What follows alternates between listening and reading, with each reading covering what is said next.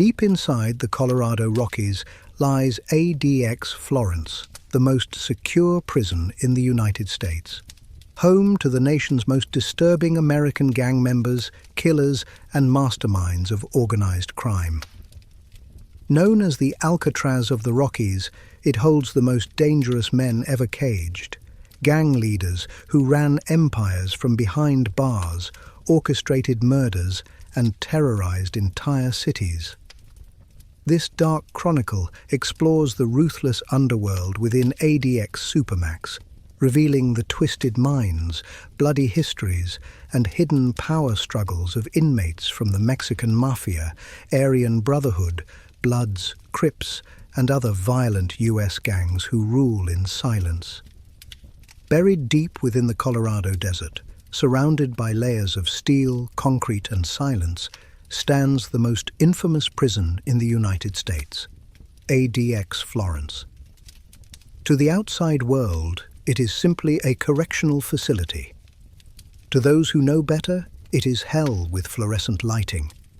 Its walls rise from the barren landscape like a monument to human control, a fortress built not to punish, but to erase. Every brick, every camera, every inch of razor wire is designed to contain men whose crimes, minds, and alliances are too dangerous for the world beyond.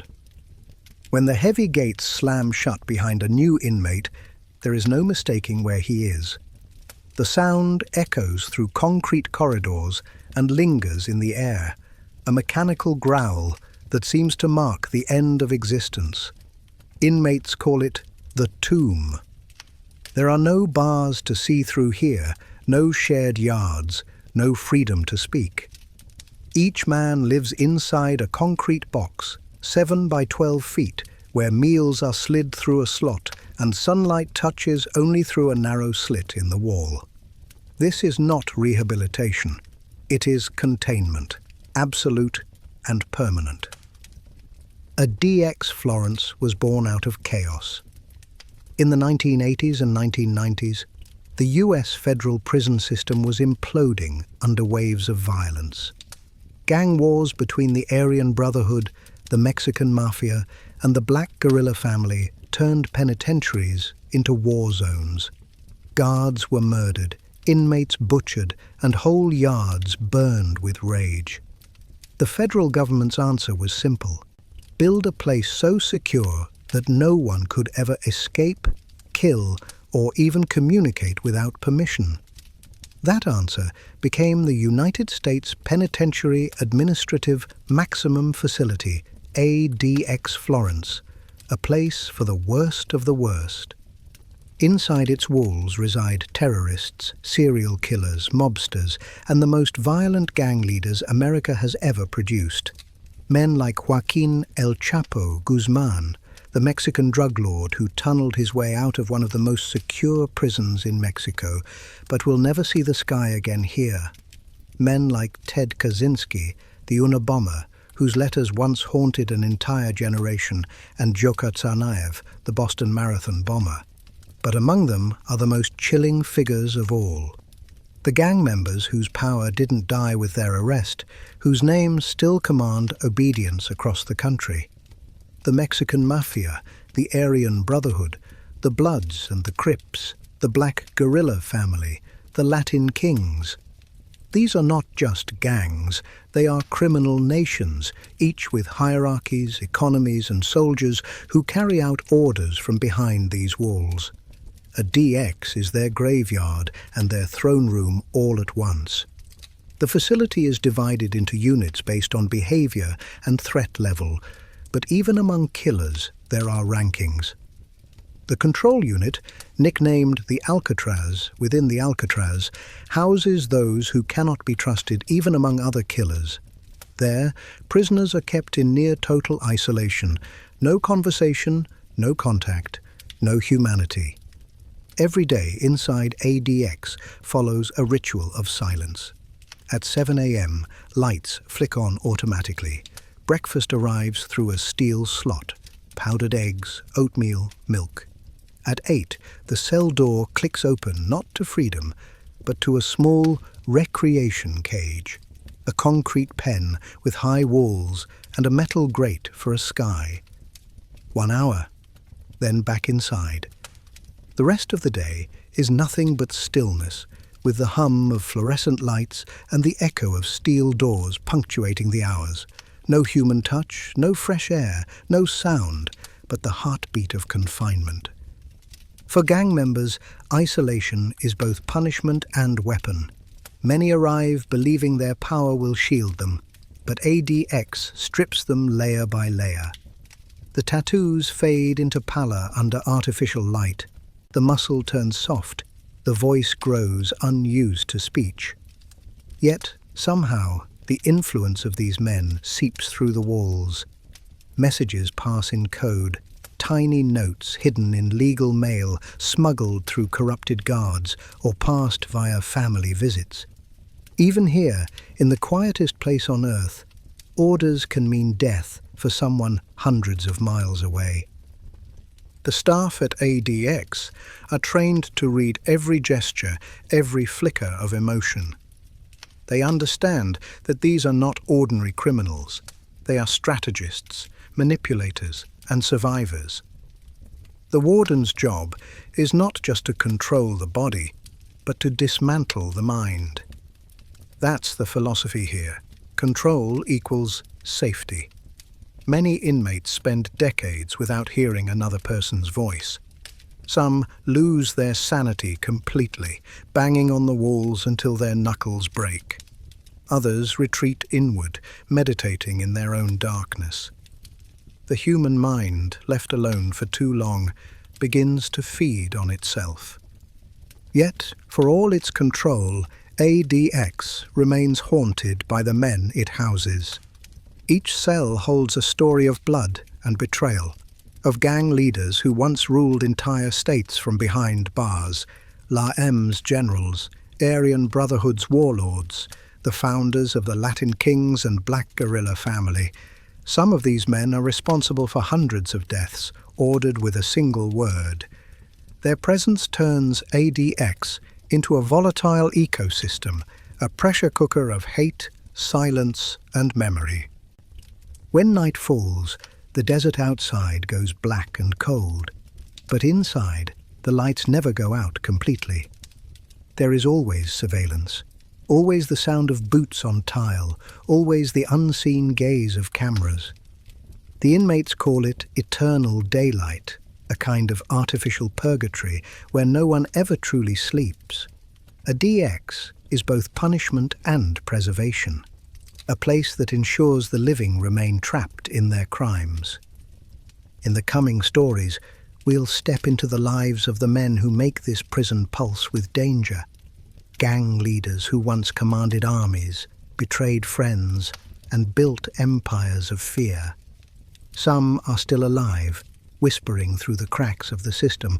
Others are ghosts, their names spoken only in warning.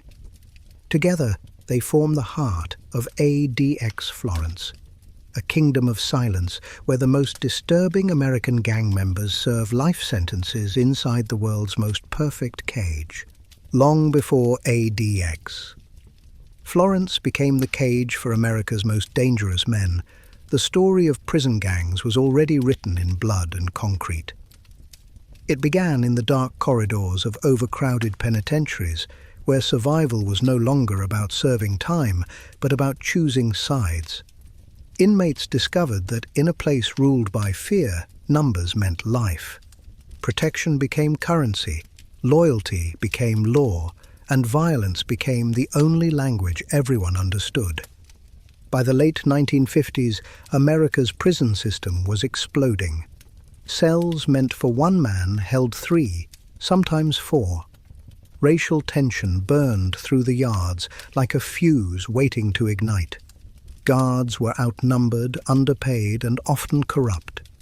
The inmates controlled the rhythm of the day. Out of that chaos, alliances began to form. Small groups of men banding together against rival races, rival blocks, and the system itself. It was here, in the California and Texas state prisons, that the blueprint for organized prison gangs was born. The Mexican mafia, La M, was the first to emerge with terrifying precision. Founded in 1957 at the Dual Vocational Institution in California, La M wasn't just a gang, it was a revolution. The founders were Chicano inmates, tired of being preyed upon by other groups. They took their cultural pride, their rage, and their intelligence and turned it into a structured empire. Every member swore a lifetime oath, blood in, blood out. Once you joined, you left only in death.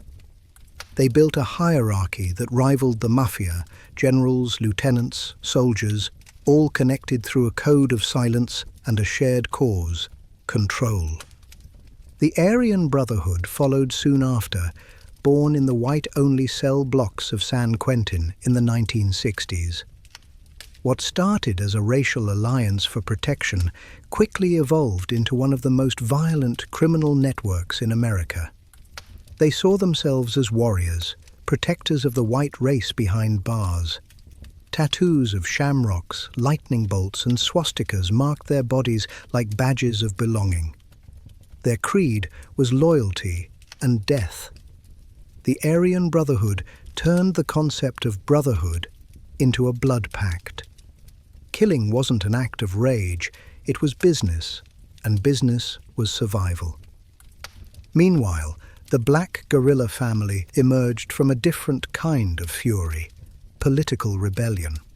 Formed in 1966 by George Jackson, it was more than a gang, it was a movement. It blended Marxist ideology with militant organization, preaching unity among black inmates and war against what they called a racist prison state. While other gangs focused on territory and power, the BGF sought revolution. But ideology alone couldn't protect them. Soon, politics turned to violence, and prisons became battlefields painted with the ideology of blood. By the 1970s, the formula had spread across the country. The Crips and Bloods, who ruled the streets of Los Angeles, brought their wars inside when they were imprisoned. The Latin Kings, once a neighborhood brotherhood in Chicago, became a national network inside federal walls. Even street-level cartels found ways to establish presence inside, merging money with muscle. The federal prison system was transforming from a correctional institution into a vast, living organism, one fueled by hate, loyalty, and business. Each gang carved out its own kingdom. The Mexican mafia controlled narcotics trafficking across the Southwest, taxing anyone who dared sell drugs without permission. The Aryan Brotherhood acted as mercenaries, willing to kill for the highest bidder, regardless of race or allegiance. The Black Guerrilla family dominated communication networks and contraband. The Latin Kings built an empire stretching from Chicago to New York, their yellow crowns marking both hope and tyranny. Each had its own code, and violating it meant death. Violence became ritual. Shanks were crafted from toothbrushes and metal scraps. Killings were timed perfectly, in the yard, during meals, even in solitary transfer. A single nod from a gang lieutenant could seal another man's fate. Guards found bodies in showers, in cells, even hanging from bedsheets. But more chilling was how quietly it all happened. Murder became invisible, calculated, almost professional. Every gang leader learned that true control didn't come from open war. It came from silence and fear. As gang structures solidified, communication systems evolved. Notes, known as kites, traveled through laundry, commissary, and legal mail. Some messages were written in code, others in invisible ink. Orders crossed states, prisons, and years. You could move a leader to a different facility, but his reach followed him. By the 1980s, it was clear that no wall could stop organized crime.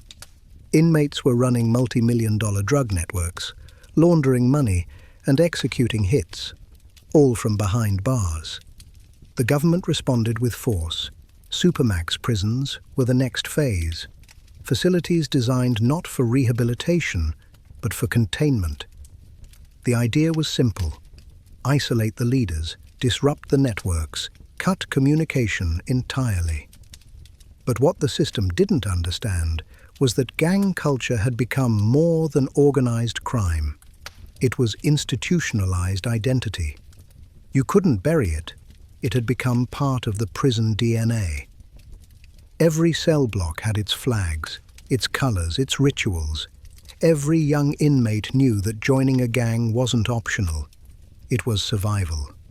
Blood was now currency. A killing could earn you respect. A mistake could erase your name. Old alliances crumbled, new ones formed in secret. The Mexican mafia and Aryan Brotherhood found common cause in business, despite racial hatred. The Bloods and Crips, sworn enemies on the street, sometimes struck peace for protection against federal crackdowns. Inside the walls, loyalty was fluid, but fear was constant. By the time ADX Florence opened its doors in 1994, the government's war on gang violence had already failed to contain the beast. The new facility promised control: one-man cells, no physical contact, 23 hours a day in isolation. It was the perfect cage, yet even there, gang leaders adapted. They learned to communicate in codes hidden in legal briefs, in subtle gestures during court appearances, or through messages sent to the outside world. The isolation broke bodies, but not empires. Blood built these gangs, and blood sustained them. Each one carried the legacy of rebellion, hate, and survival. The walls might have gotten higher, the cells smaller, but the instincts that created them, fear, pride, belonging, remained. The story of prison gangs wasn't born in ADX Florence. ADX was simply their final battlefield. The cement that holds the prison together is the same that holds the gangs: unbreakable, cold, and permanent. Behind every locked door is a history of murder and loyalty so fierce that even solitary confinement cannot silence it. The gangs became immortal, thriving where men are forgotten. And in the halls of ADX, the blood that built their world still whispers through the cracks in the concrete. La M.A.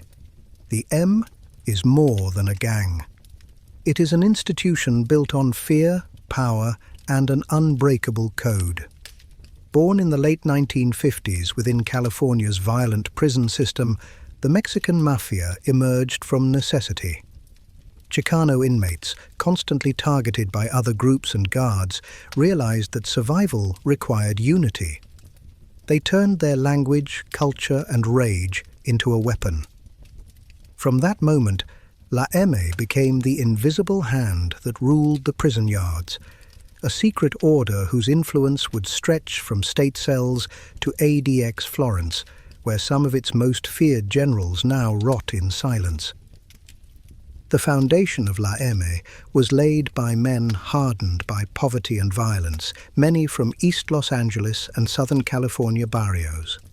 They called themselves La M because the letter M is the 13th in the alphabet, a number that came to symbolize both identity and hierarchy. They established themselves as protectors of Hispanic inmates, but protection soon gave way to domination.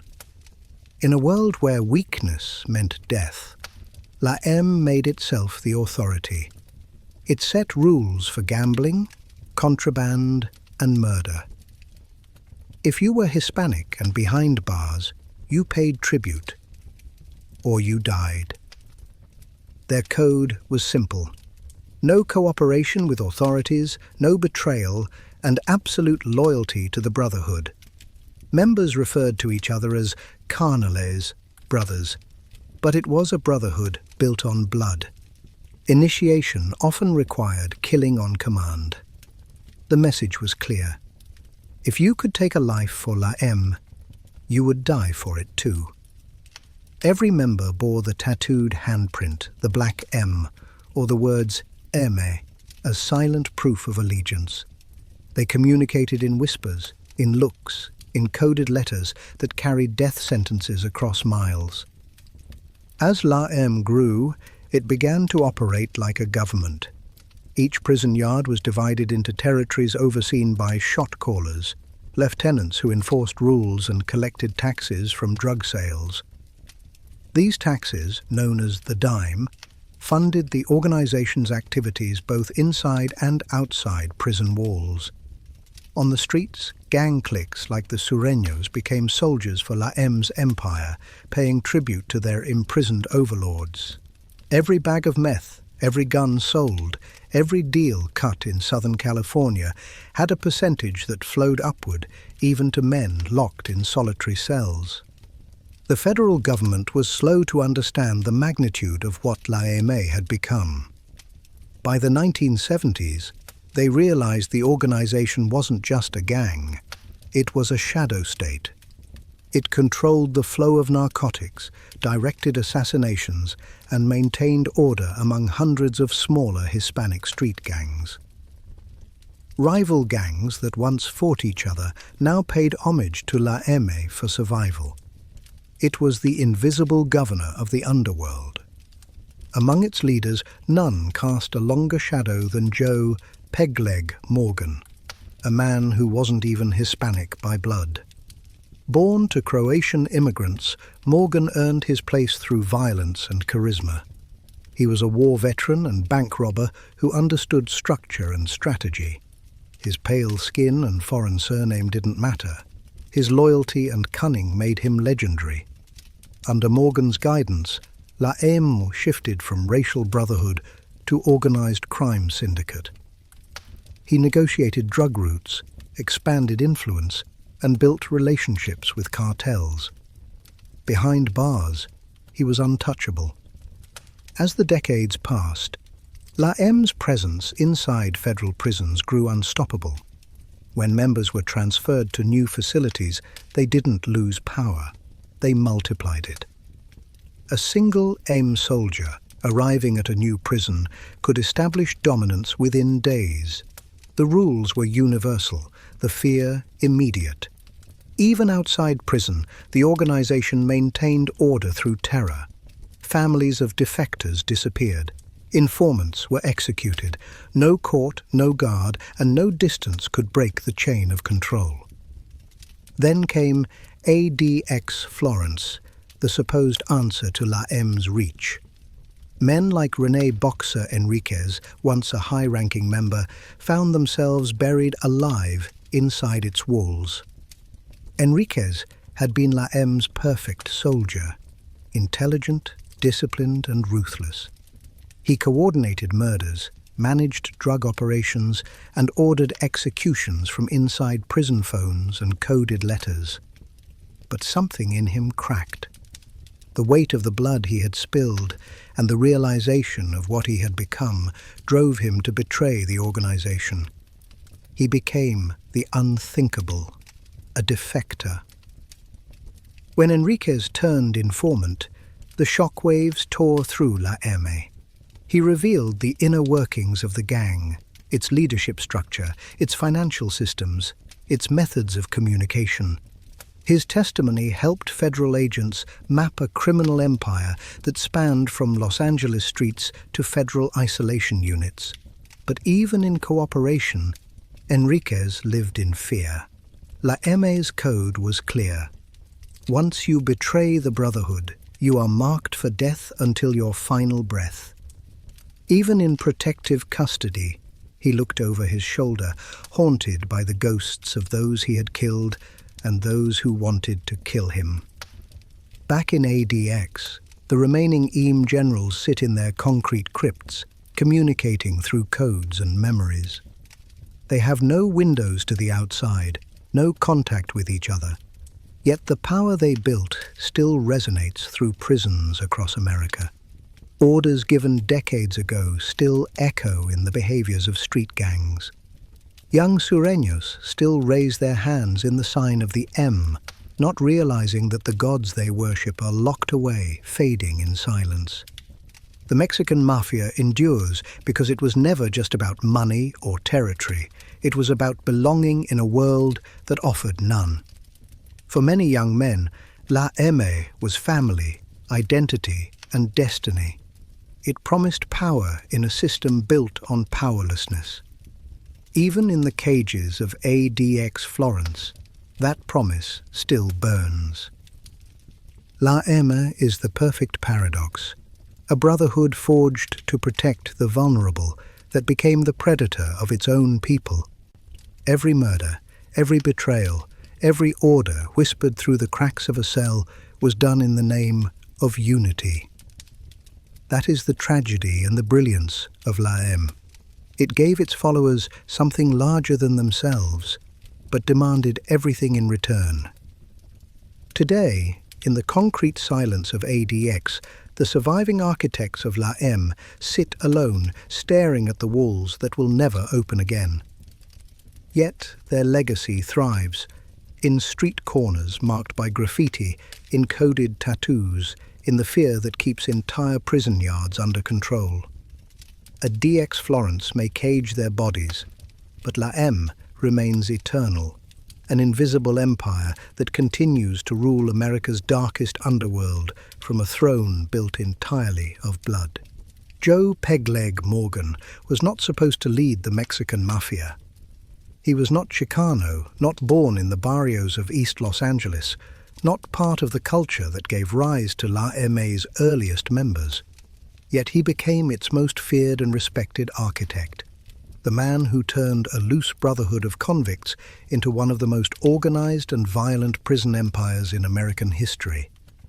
His legend was not built on heritage, but on cold calculation, charm, and blood. Born in 1929 to Croatian immigrants in Los Angeles, Morgan grew up in a world already fractured by poverty and racial tension. He was a bright student, fluent in multiple languages, and a gifted athlete, but his life took a violent turn early.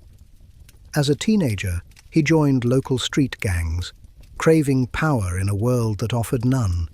He fought his way through the streets of Boyle Heights, a neighborhood simmering with crime and conflict. By the time he was 20, he had already served time for robbery and murder. The nickname "Pegleg" came after a gunfight left him crippled, his leg shattered beyond repair. What might have broken most men only made him more dangerous. The wooden leg became part of his legend, a symbol of his pain, his endurance, and his defiance.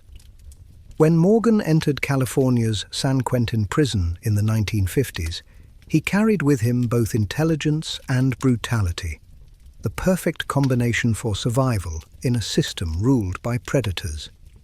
San Quentin at the time was a cauldron of violence. Racial divisions dictated everything: who you ate with, who you spoke to, and whether you lived or died. Most men clung to their race for protection, and those who didn't were destroyed. The Mexican mafia was just emerging from the chaos, a new force demanding respect. Morgan, a white man, should have been their enemy, yet he saw opportunity where others saw boundaries. He understood strategy, power, and profit. The Chicano inmates recognized his potential, his ability to organize, to think ahead, to lead without emotion. And so, against all norms, they embraced him. Morgan became one of La M's first non-Hispanic leaders, a bridge between worlds that were meant to remain enemies.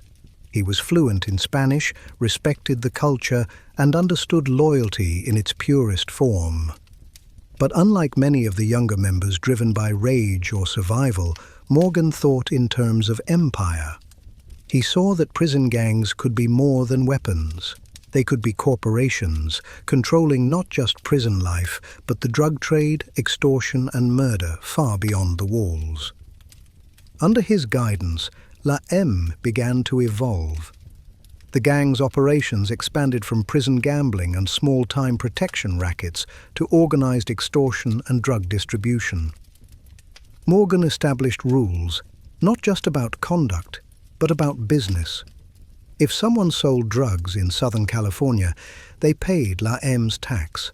If they refused, their families paid the price.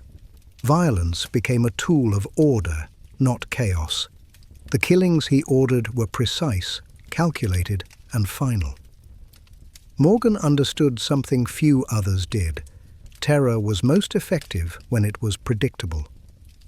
He built alliances where others saw only enemies. Morgan negotiated with Italian mafia figures, the Aryan Brotherhood, and corrupt officials. His mixed heritage and prison experience allowed him to move through racial lines that most men dared not cross. The Aryan Brotherhood respected his discipline and saw in him a kindred predator. The Mexican mafia saw in him a visionary. Through Morgan, La M gained structure: generals, lieutenants, soldiers, and an unbreakable chain of command. He taught them that leadership didn't mean shouting, it meant control. But with power came paranoia. La M's internal politics were as bloody as its wars with rivals.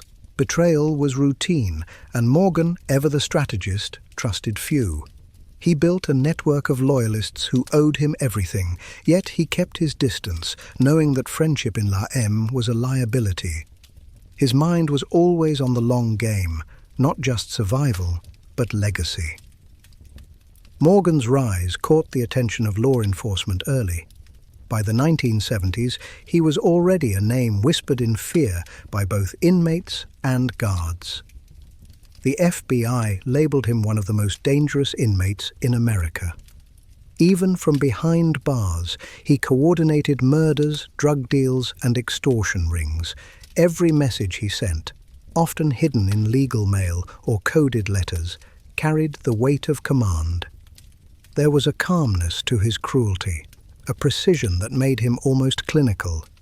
He didn't kill for pleasure, he killed for order. Inside prison, Morgan's reputation was near divine. His wooden leg, once a weakness, became a symbol. Inmates would say that when his cane tapped down the hallway, death followed. He could speak softly and end a life without raising his voice. That kind of authority made him untouchable. Even guards treated him with wary respect, understanding that a single misstep could lead to consequences far beyond the walls. By the 1980s, Morgan's health began to fail, but his control never wavered. The Mexican mafia had spread like wildfire across California's prisons and into the streets, with thousands of soldiers answering to men they would never meet. The Sureños, street-level gangs across the Southwest, funneled money and loyalty back to La M. Morgan's influence reached all the way to the Mexican border, connecting cartel routes with prison distribution networks. He had built something immortal. His final years were spent in maximum security, watched constantly, isolated from the empire he had built. Cancer began to eat away at him. Yet even as his body weakened, his legend grew. Inmates across the system still referred to him as Papa Joe, the godfather of La M. He died in 1993 at the age of 64, officially of liver cancer, but to the men who worshipped and feared him, Joe Morgan didn't die. He ascended.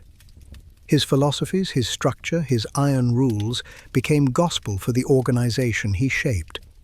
After his death, La M fractured but never fell. His successors inherited not just his power, but his paranoia. They mimicked his leadership style, his discipline, his ruthlessness. Even today, decades later, Morgan's methods remain the blueprint for prison gangs across America.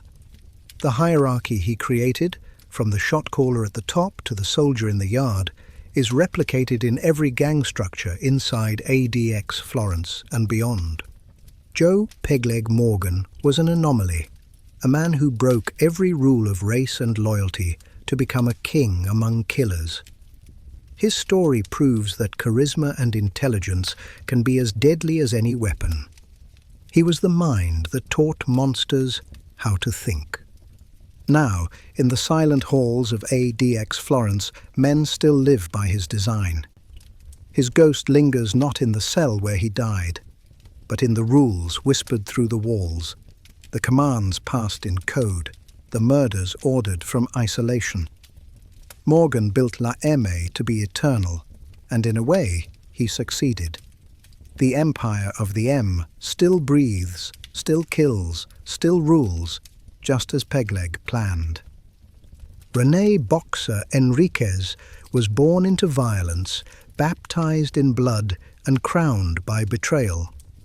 He was once one of the most feared soldiers of the Mexican mafia, La M's most brutal and intelligent enforcer, before becoming one of its most notorious defectors. His story is one of transformation and treachery, a journey from ruthless loyalty to calculated survival. Even among killers, Boxer's name carried weight. He was a man who knew the language of death, spoke it fluently, and later used it against his own brotherhood. Enriquez grew up in the hard streets of Pico Rivera, California, in a world where violence wasn't just an option, it was the only path to respect. His childhood was filled with the sound of police sirens, the scent of cheap liquor, and the constant pulse of street wars. His father, a disciplinarian immigrant, demanded control.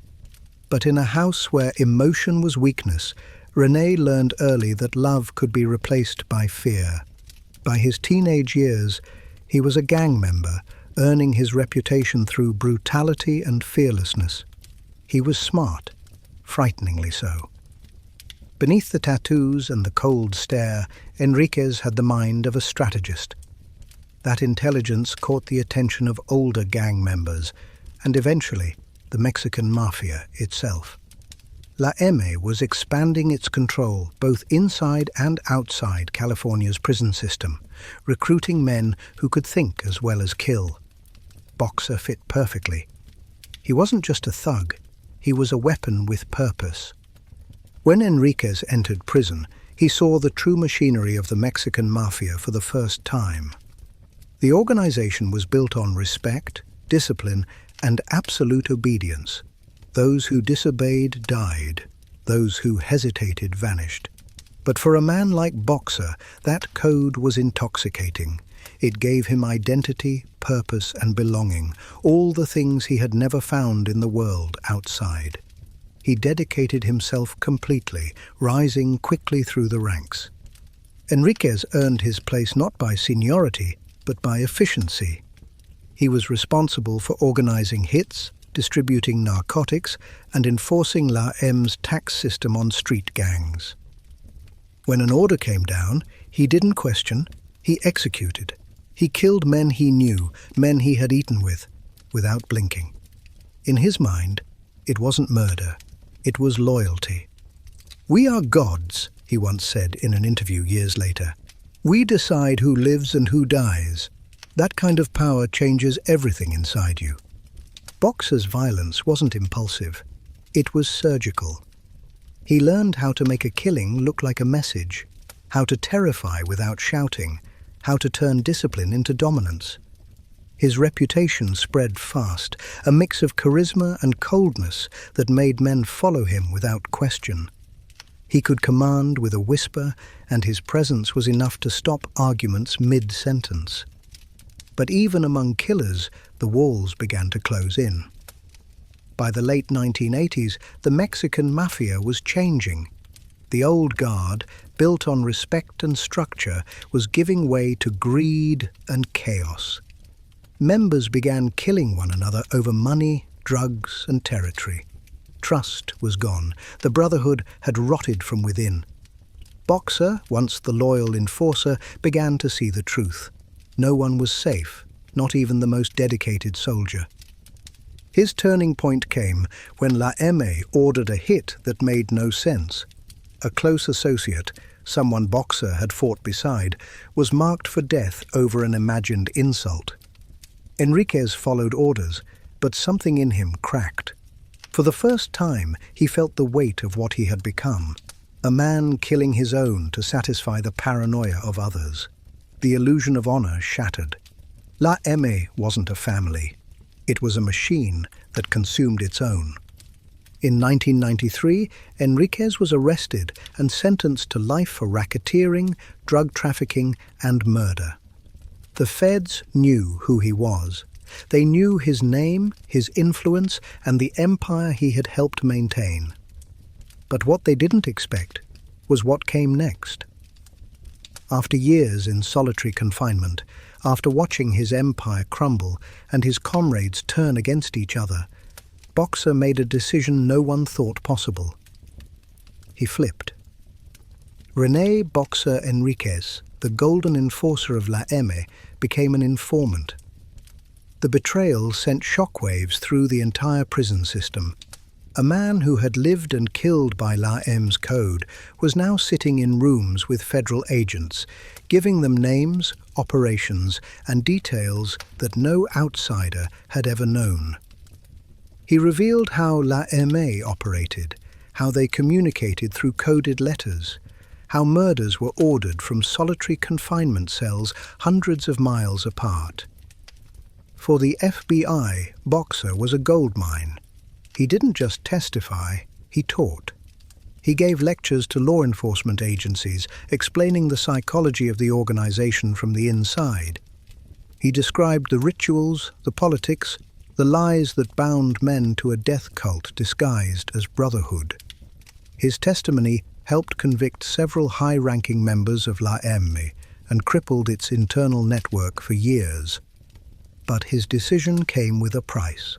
La M declared him greenlit, a death sentence. Any member, past or present, had permission to kill him on sight. His name became poison in the system. Guards had to move him constantly. He lived in isolation, far from the men he once commanded, knowing that any slip could mean the end. Even in interviews decades later, when speaking calmly about his crimes and transformation, there was always that flicker of alertness in his eyes, a predator still aware of the hunt. Boxer didn't ask for forgiveness. He didn't pretend to be innocent. He acknowledged every murder, every betrayal, every horror he inflicted. "I don't deserve redemption," he said once, "but I can give something back by telling the truth." His story became a case study in criminal psychology used by the FBI, the LAPD, and correctional officers to understand the anatomy of organized prison crime. Even after years of cooperation, the federal government refused to release him, despite his pleas for parole. The risk was too great. Too many people still wanted him dead. He had become both hero and traitor, a man who dismantled the monster he helped build. Today, René Boxer Enriquez's name stands as a paradox. To law enforcement, he is a reformed soul who risked everything to expose evil. To La M, he is the ultimate traitor, a man whose betrayal will never be forgiven. To the public, he is a chilling reminder that monsters can think, reason, and even regret. Inside ADX Florence, his ghost still lingers. The cells he once occupied, the orders he once gave, echo through the silence. Somewhere in those walls, the legacy of René Enriquez lives on, both as the soldier who built an empire of fear and the man who dared to destroy it from within. In the dark mythology of American prisons, few names inspire more fear than Barry the Baron Mills. Cold, commanding, and ruthlessly intelligent, Mills was the co-founder of the Aryan Brotherhood, the most violent and organized white supremacist prison gang in U.S. history. At the ADX Supermax, he wasn't just another inmate. He was a general commanding an invisible army from behind concrete and steel. Mills was born in 1948 in Marion, Illinois. His early life was unremarkable, middle class, quiet, distant. But inside him brewed a deep resentment, a hunger for control, and an affinity for violence that would later define his life. After a series of petty crimes and bar fights, Mills landed in prison in his 20s. There, in the pressure cooker environment of the California penitentiary system, he began his evolution, from a brawler to a warlord. The 1960s and 70s were an explosive period inside American prisons. Racial violence was rampant, and inmates were forced to align themselves by skin color to survive. Black groups like the Black Guerrilla family and Chicano gangs, such as La M, were organizing with military precision. White inmates needed their own power structure, and Barry Mills, with his raw charisma and brutal instinct, saw an opportunity. Alongside Tyler the Hulk Bingham, he forged the Aryan Brotherhood, a brotherhood forged in blood and built on hate. From its earliest days, the Aryan Brotherhood wasn't just about racism, it was about power. Mills transformed it into a criminal syndicate that controlled drug trafficking, extortion, and contract killings within the prison system. He understood organization and leverage. Violence wasn't random under his rule, it was a currency. A single command from him could spark riots, assassinations, or multi-prison wars. Even in a world of killers, Mills stood out. He had a strange, hypnotic calm about him.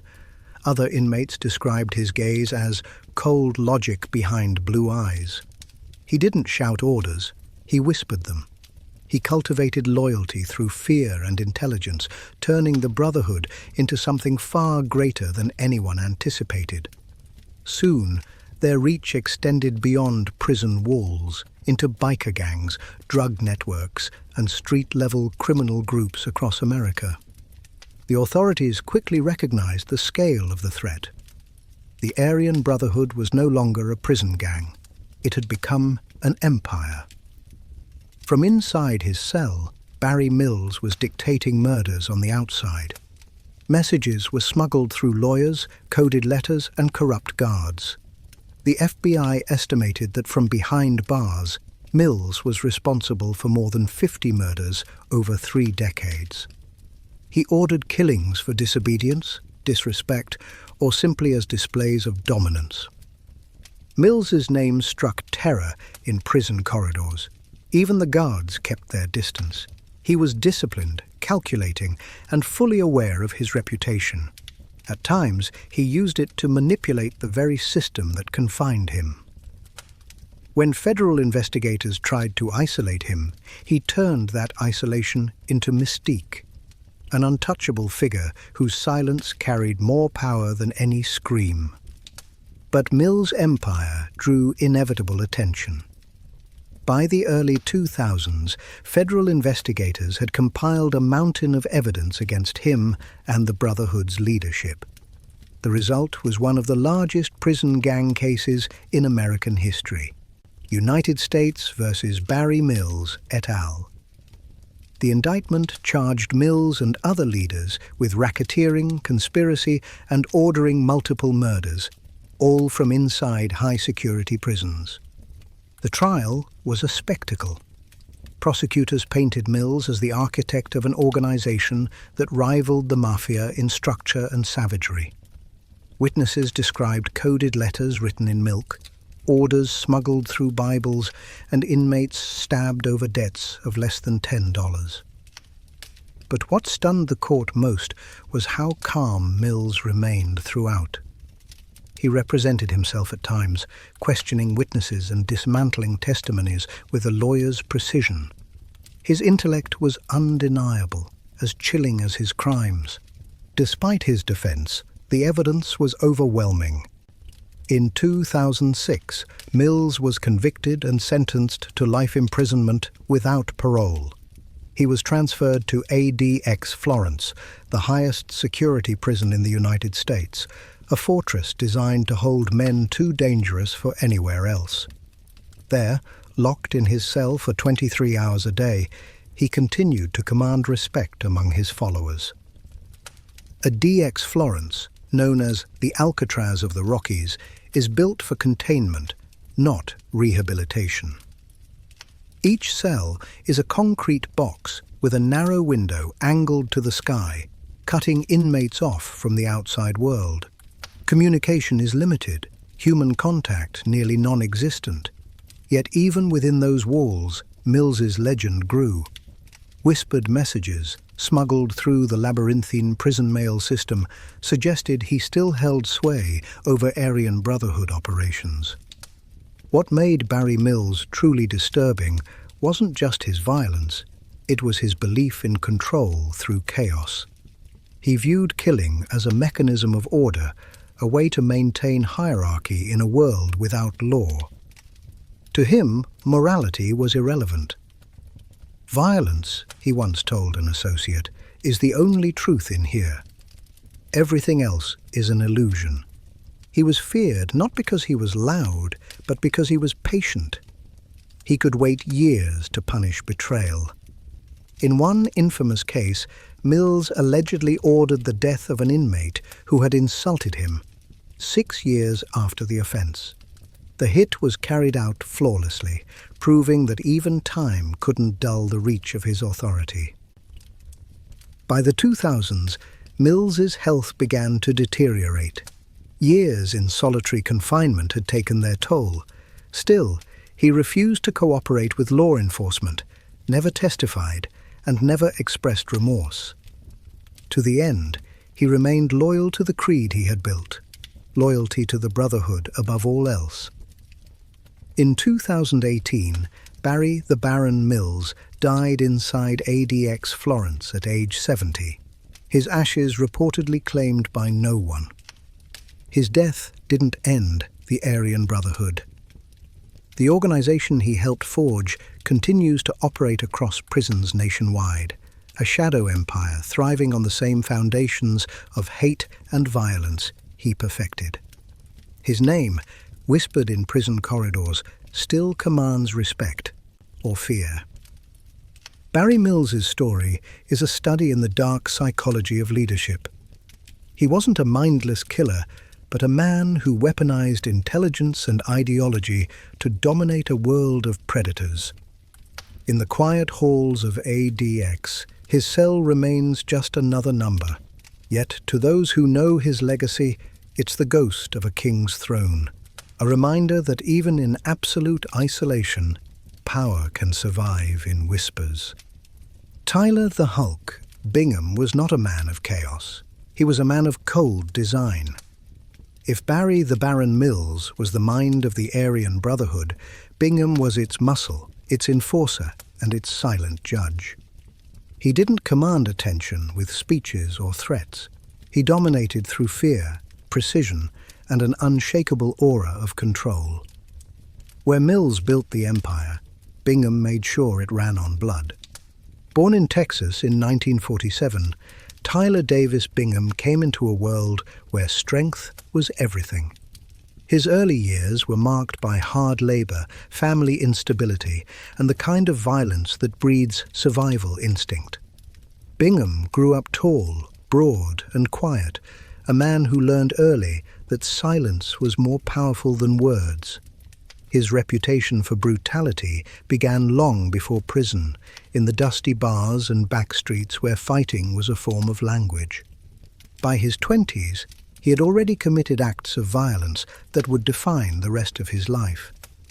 When he entered the California prison system in the 1970s, the landscape was a war zone of racial tension and gang warfare. He aligned with other white inmates not out of ideology, but out of necessity. But soon he discovered that the Aryan Brotherhood was more than protection, it was an opportunity. Bingham wasn't just another soldier. He was something far more dangerous, a thinker with no empathy. Inside the prison walls, he found his calling. His massive frame earned him the nickname, the Hulk, but it was his composure that made him terrifying.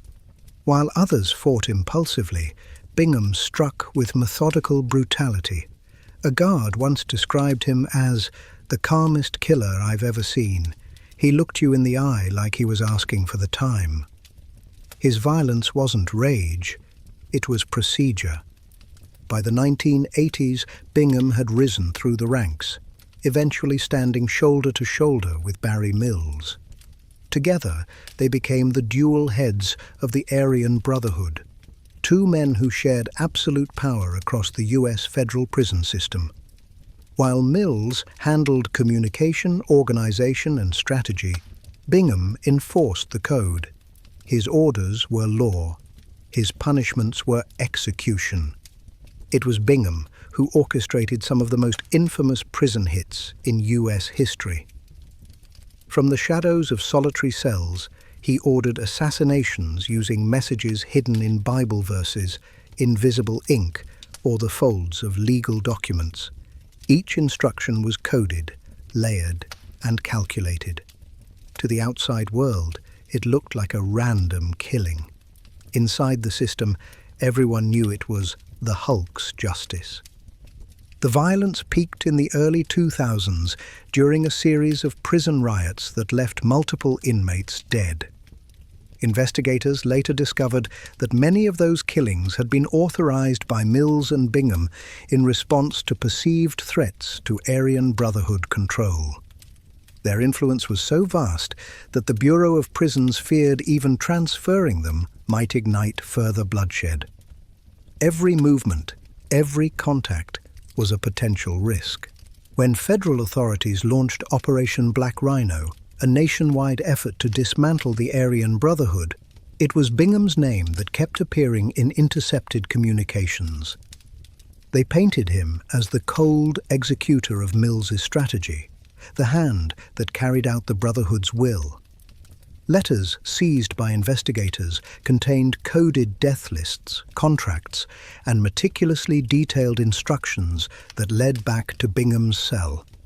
In 2002, he was indicted along with Barry Mills and other leaders under the Racketeer Influenced and Corrupt Organizations Act, RICO. The charges were staggering: conspiracy to commit murder, racketeering, narcotics trafficking, and the orchestration of violent acts across the federal prison network. The trial was one of the largest of its kind in U.S. history. The courtroom became a war zone of its own. Prosecutors described Bingham as the deadliest man in the federal system. In response, he remained stoic, emotionless, and eerily polite. Witnesses trembled when testifying against him. One former Brotherhood associate who agreed to cooperate with the government was found dead weeks before the trial, stabbed more than 30 times. It was never proven that Bingham ordered it, but few doubted his involvement. He was found guilty and sentenced to life imprisonment without parole. When the sentence was read, Bingham didn't flinch. No remorse, no reaction. To him, it was just another phase of control. He was transferred to ADX Florence, the same ultra-secure fortress where Mills was confined. At ADX, Bingham became a ghost. He rarely spoke to guards, never interacted with other inmates, and spent most of his time reading or writing. Despite near-total isolation, his influence persisted. The Aryan Brotherhood continued to operate, adapting to new communication methods, using coded signals and recruiting new generations of soldiers. The system had caged his body, but never his reach. ADX Florence was designed to break men, to crush their spirit through silence and confinement. But Tyler the Hulk Bingham was not a man who broke. Reports from inside say he maintained a rigid daily routine: exercise, reading, meditation. The discipline that made him dangerous also made him immune to the madness of isolation. His mind remained sharp, his silence unnerving. Guards described him as a presence you could feel through the wall. Over time, the legend of Bingham grew. To his followers, he became a symbol of strength and endurance, a leader who never bowed, never confessed, and never betrayed the Brotherhood. To law enforcement, he remained a reminder of the limits of control. Even locked inside a concrete tomb, he continued to inspire loyalty among some of the most violent men in the country. Today, Tyler Bingham is in his late 70s, still confined to a 7 by 12-foot cell, still considered one of the most dangerous inmates in America. His health is failing, but his name remains sacred within the Brotherhood. When younger members of the organization speak of him, it's with reverence. The Hulk, the last of the old gods of prison power. He is the embodiment of a truth the justice system has long struggled to face. Some men can't be rehabilitated, and some powers can't be killed. Even in silence, even in solitude, Tyler, the Hulk, Bingham, continues to cast his shadow over every prison yard where white-inked men whisper the words, "Blood in, blood out." The world outside has forgotten him. But behind the locked doors of ADX Florence, his legend lives, etched into the walls, whispered through air vents, and carried like a ghostly sermon of control, fear, and undying brotherhood. Thomas Silverstein was a man who turned silence into a weapon and solitude into his kingdom. To guards and inmates alike, he was America's most dangerous prisoner, the man who forced the Bureau of Prisons to redesign its entire concept of isolation. For 36 years, he lived in nearly total darkness, confined to a concrete box inside ADX Florence, without physical contact or even a view of the outside world. Yet even there, Silverstein's name carried the kind of weight that could make armed men uneasy. Born in 1952 in Long Beach, California, Silverstein grew up in a fractured family. His mother remarried when he was still a boy, and Thomas took the surname of his stepfather, a man who tried but failed to bring order to the boy's wild defiance. By his teens, Silverstein was already in trouble: theft, drugs, armed robbery. His crimes weren't rooted in ideology or greed, they were fueled by anger, an instinctive rebellion against control. When he entered the prison system in the 1970s, he was young, reckless, and fearless, traits that would shape the monster he would become. In the hellish environment of California's state prisons, survival meant allegiance. Silverstein was recruited by the Aryan Brotherhood, a decision that changed the course of his life. He wasn't drawn to its racist ideology, but to its code of power. He became a loyal soldier, known for his composure under pressure. In a world where hesitation meant death, he never flinched. By 1980, Silverstein was serving a life sentence at USP Marion, then the most secure federal penitentiary in the United States.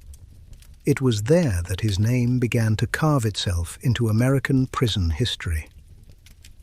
Within those walls, the Aryan Brotherhood ruled through fear, and Silverstein became one of its key enforcers, disciplined, silent, and efficient. When orders came down for retribution, Silverstein delivered them with surgical precision. The turning point came in 1983, in an act so brutal it would change federal policy forever. On October 22nd, Silverstein, along with another inmate, murdered corrections officer Merle Klutz. Klutz had been assigned to control Silverstein's movement within the prison, but their relationship was hostile. Klutz was known for enforcing the rules without compromise, and Silverstein saw him as an oppressor, a man determined to break him. That morning, during routine movement, Silverstein was escorted by guards. Unbeknownst to them, another inmate had managed to tamper with his handcuffs. Within seconds, Silverstein slipped free, grabbed a homemade knife and lunged. He stabbed Officer Klutz more than 40 times, chasing him down the corridor even as guards shouted and fired warning shots. When it was over, Klutz lay dead, and Silverstein stood silent, covered in blood, staring blankly as the alarms echoed through the prison. Hours later, in another part of the facility, Silverstein's allies killed a second officer, Robert Hoffman. It was the deadliest day in the history of the Bureau of Prisons. The federal government responded with vengeance. Silverstein was labeled the most dangerous prisoner in America. He was immediately placed under what officials later described as no human contact conditions, a level of isolation that had never existed before. His new cell was built specifically for him, a 7 by 12-foot box of reinforced concrete lit 24 hours a day with a solid steel door that muffled all sound. No visitors, no yard time, no conversation, only silence. Days turned to years, and years turned into decades. In that solitude, most men would break, but Silverstein did not. He created a world within his own mind. He meditated, he drew, he wrote letters, he studied law and religion. He even corresponded with journalists, describing his isolation as a slow-motion execution. "It's like living in a tomb," he once wrote. "The only difference is you're awake." To his captors, he was a ghost that haunted their conscience. To his supporters, a small group of activists and lawyers, he became a symbol of state cruelty. They argued that his confinement was torture, a violation of human rights. But for the Bureau of Prisons, he was the living embodiment of why ADX Florence needed to exist, a facility designed to keep men like him from ever harming again. When ADX Florence opened in 1994, Silverstein was among the first inmates transferred there. He was placed in an even more secure isolation cell in the deepest part of the facility, a section unofficially known as Range 13, where the system stored its most uncontrollable men. Even the guards who worked near his cell were vetted and rotated regularly to prevent any familiarity or manipulation. Yet, despite the conditions, Silverstein remained eerily composed. He developed routines: morning push-ups, afternoon reading, evening reflection. He built an inner discipline that seemed to mock the system's attempts to break him. One psychologist who reviewed his case called him a paradox, both dangerous and enlightened. Over time, he began to reflect publicly on his life and his crimes. He never denied the killings, but insisted that years of mistreatment and provocation had pushed him over the edge. "I'm not saying I was right," he wrote in a 2007 letter, "but they created what they feared." His writings revealed a man who had begun to see the futility of the violence that once defined him, though whether that reflection was genuine remorse or survival instinct remains a question no one could answer. The Bureau of Prisons never relented. For 36 years, Silverstein lived without physical touch. The lights in his cell never went off. Meals were slid through a slot. Conversations happened through intercoms or the thick steel of his door. The silence was absolute, broken only by the sound of his own breathing. In 2019, Thomas Silverstein died at the age of 67 from complications following heart surgery. When news of his death spread through the prison system, there was a strange mixture of relief and reverence. Some guards quietly admitted that they had respected him, not for his actions, but for his endurance. Other inmates saw him as a legend, the man who beat the system by surviving it. The cell he left behind still stands at ADX Florence, a relic of human endurance and institutional cruelty. To some, Silverstein was a psychopath who deserved every moment of his isolation. To others, he was a man destroyed by the very system that created him. In the end, his life became a mirror for America's deepest contradictions: our obsession with control, punishment, and the illusion of justice. For 36 years, Thomas Silverstein stared into the void. And when he finally left it, the void remained, staring back. Michael Swanger was the kind of man who wore normalcy like a disguise. To his patients, he was a young, confident doctor. To his colleagues, he was polite, diligent, perhaps a little strange. But beneath that professional mask lay a predator who saw human life not as sacred, but as a canvas for his dark fascination with death. He wasn't a gang member or a street killer. He was something more insidious. A man of science turned into an angel of death. Born in 1954 in Tacoma, Washington, Swango grew up in a military family. His father, an officer and Vietnam veteran, instilled in him a sense of discipline, but also carried deep emotional scars from war. Michael excelled academically, earning praise for his intelligence and precision. He studied chemistry and later entered Southern Illinois University School of Medicine. His classmates found him brilliant but unsettling, obsessed with gore, autopsies, and the macabre. When the others avoided the smell of formaldehyde, Swango seemed drawn to it. During his medical training, reports began to surface of patients who mysteriously deteriorated under his care. Some would recover after he was reassigned, others would not. Though suspicions arose, there was never enough evidence to prove anything. His professors noted his strange behavior, taking meticulous notes on patient deaths, collecting newspaper clippings of accidents and tragedies. But medicine often protects its own. He graduated and became Dr. Michael Swango, M.D. His first postings were short-lived. At Ohio State University Medical Center, patients under his supervision began suffering unexplained cardiac arrests. Nurses whispered that he would linger around their bedsides moments before their conditions worsened. One patient described feeling a sharp taste of bitterness after he administered an injection. When hospital staff began investigating, Swango abruptly left. The deaths stopped. By 1985, the rumors could no longer be ignored. Swango was convicted of poisoning his co-workers after bringing them donuts laced with arsenic. He served only 5 years in prison, but even incarceration didn't end his obsession. He kept detailed journals filled with fantasies about killing, with entries that described how certain poisons caused beautiful physical reactions. He studied anatomy books as if preparing for another life, one where he could continue his deadly work. After his release, Swango changed his identity and forged credentials to work in healthcare again. He was remarkably good at deception, able to charm administrators and fabricate documents that passed scrutiny. He found employment as a physician in several states, South Dakota, Illinois, and eventually abroad. And wherever he went, death followed.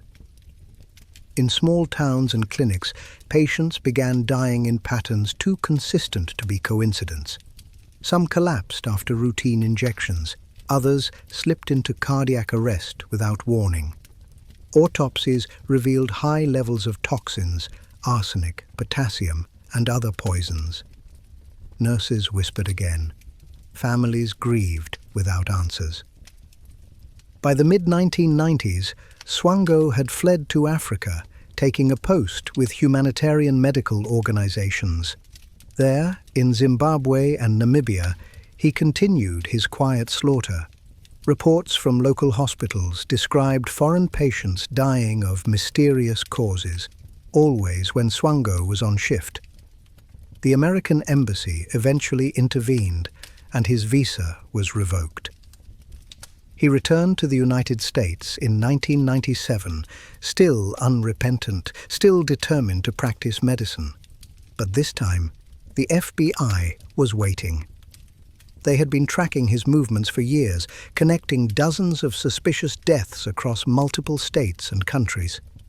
When they finally arrested him, he was carrying medical supplies, poison, and forged identity papers. He pleaded guilty in 2000 to multiple counts of murder and fraud.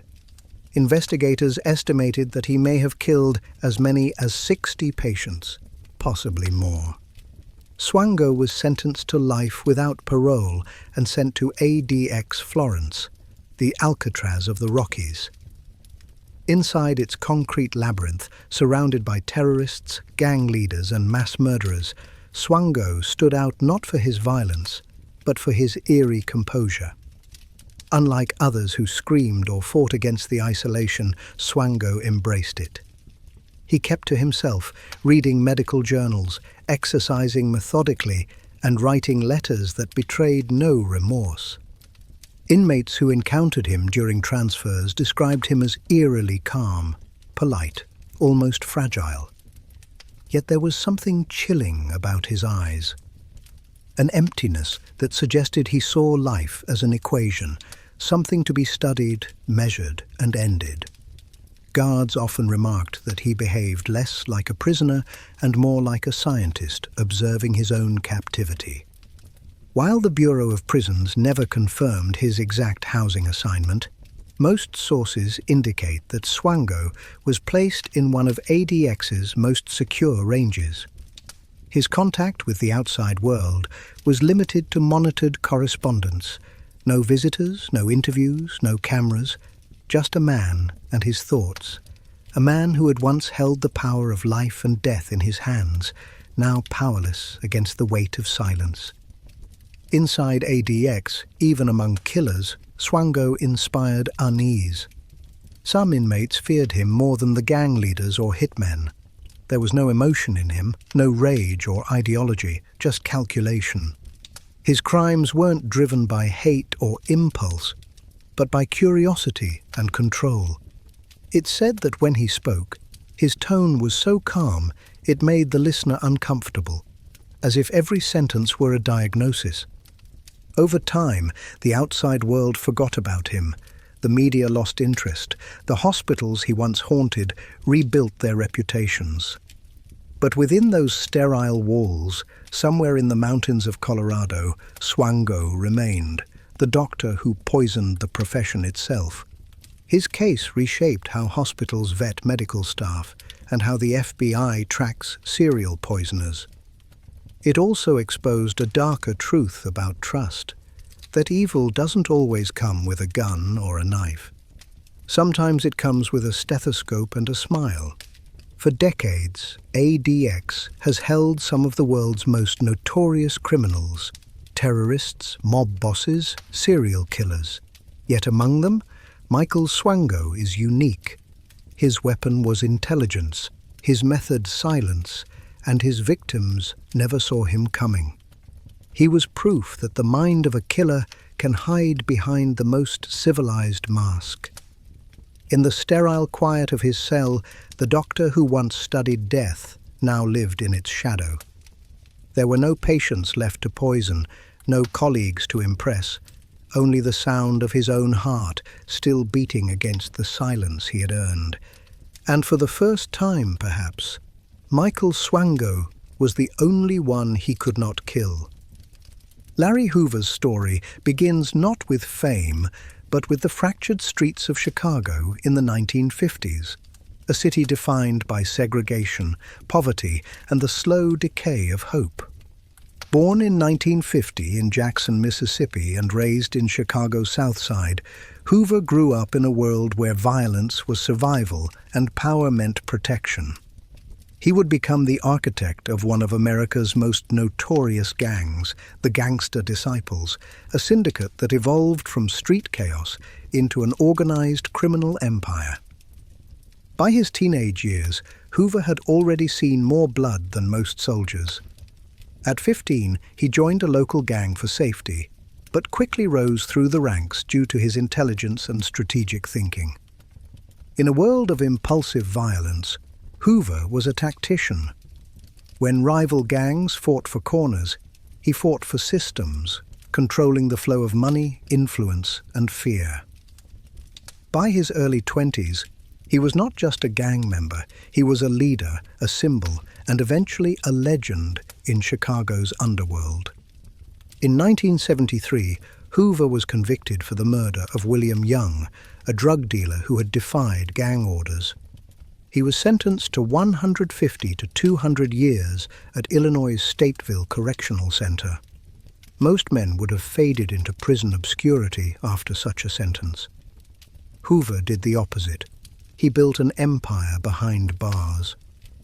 Inside prison walls, Hoover transformed the gangster disciples into a structured organization with ranks, codes, and a centralized command. He adopted corporate language, calling meetings board sessions and referring to the gang as the Growth and Development Movement.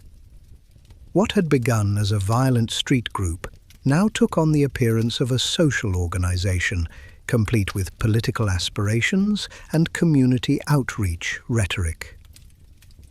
But beneath the slogans of self-improvement and unity, the criminal operations never stopped. From his cell, Hoover orchestrated a drug empire that stretched across states. He maintained control through coded messages, loyal intermediaries, and intimidation. Federal agents began to realize that Hoover's reach extended far beyond prison fences, that he could command street-level drug deals, assassinations, and even political influence from behind bars. By the early 1990s, Hoover was both feared and mythologized. Some community members saw him as a reformer, a man trying to turn gang culture into positive social power. But the FBI saw something else, a manipulator using the guise of reform to expand his network. Operation Headache was launched, a long-term federal investigation that monitored his every call, coded message, and visitor. In 1995, Hoover was indicted on federal drug conspiracy, extortion, and money laundering charges. The evidence was overwhelming. Undercover agents had recorded him giving orders from prison, approving gang hits, and managing drug profits like a CEO of crime. Hoover's empire had become too powerful to ignore. He was convicted in 1997 and sentenced to life without parole, this time to be served in ADX Florence, the most secure prison in America. ADX is not a place of second chances. It is the end of power. When Hoover arrived, his world collapsed into concrete. A 7 by 12-foot cell, a slot for food, and 23 hours a day of solitude. For a man who once commanded armies of men, silence became his only companion. Yet even within isolation, the name Larry Hoover retained its weight. Outside those walls, followers still spoke his name with reverence, whispering codes of allegiance. ADX guards who encountered him described him as composed, polite, and calculating.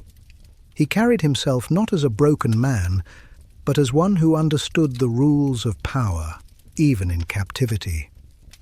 Other inmates, like cartel bosses and terrorist leaders, recognized him immediately.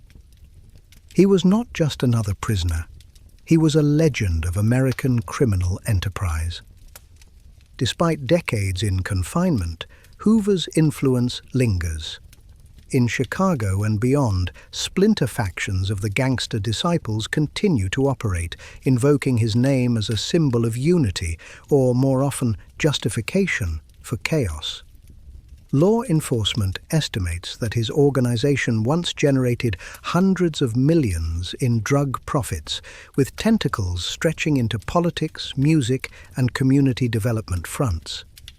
In 2021, there was renewed public attention on Hoover when prominent figures from the hip-hop community, including Kanye West and Drake, called for his release. They portrayed him as a reformed leader, a man capable of guiding younger generations away from gang life. But federal authorities remain unmoved. To them, Hoover is not a misunderstood visionary, but a man who mastered the art of deception, transforming the language of peace into a front for power. At ADX, Hoover lives under the same restrictions as terrorists and serial killers. He has no contact with the outside world except through monitored mail and limited legal correspondence. His words are filtered, his phone calls non-existent, and yet his legend grows in the streets that once worshipped him. What makes Hoover's story disturbing isn't just his crimes. It's the transformation of violence into ideology. He turned gang culture into governance, drug trade into business, and murder into loyalty. His followers still cite his teachings, carved from prison letters that blend philosophy with intimidation. But behind the myth lies a man confined to a cage, aging, silent, and cut off from the empire he built. The steel and concrete of ADX Florence stripped away his illusion of control. Here, no coded messages escape, no soldiers await his command.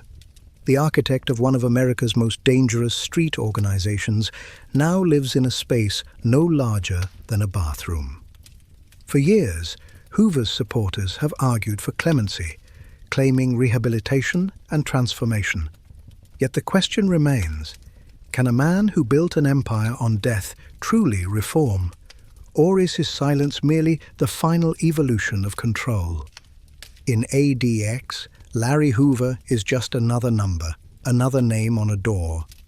But to the streets of Chicago, his ghost still moves through generations, a reminder that power built on blood never truly dies. Thomas Silverstein was born into the kind of chaos that breeds monsters. His early life was fractured, a product of broken homes, juvenile detention centers, and an unrelenting spiral toward violence. Born in 1952 in Long Beach, California, Silverstein grew up feeling unwanted. His mother remarried when he was young, and his relationship with his stepfather was defined by resentment and abuse. From an early age, Silverstein learned that the world respected only strength and feared only ruthlessness, lessons that would define his entire existence. By his teens, Silverstein was in and out of reform schools. He was intelligent but volatile, drawn to confrontation. By 20, he had already been convicted of armed robbery and was serving time in San Quentin. It was there that he found belonging, not in society, but in prison's brutal underworld. He joined the Aryan Brotherhood, one of the most violent white supremacist gangs in the American prison system. Within its hierarchy, he found purpose, identity, and the kind of respect he'd never received outside. Silverstein's rise within the Aryan Brotherhood was meteoric. He was cold, disciplined, and capable of extreme violence without hesitation.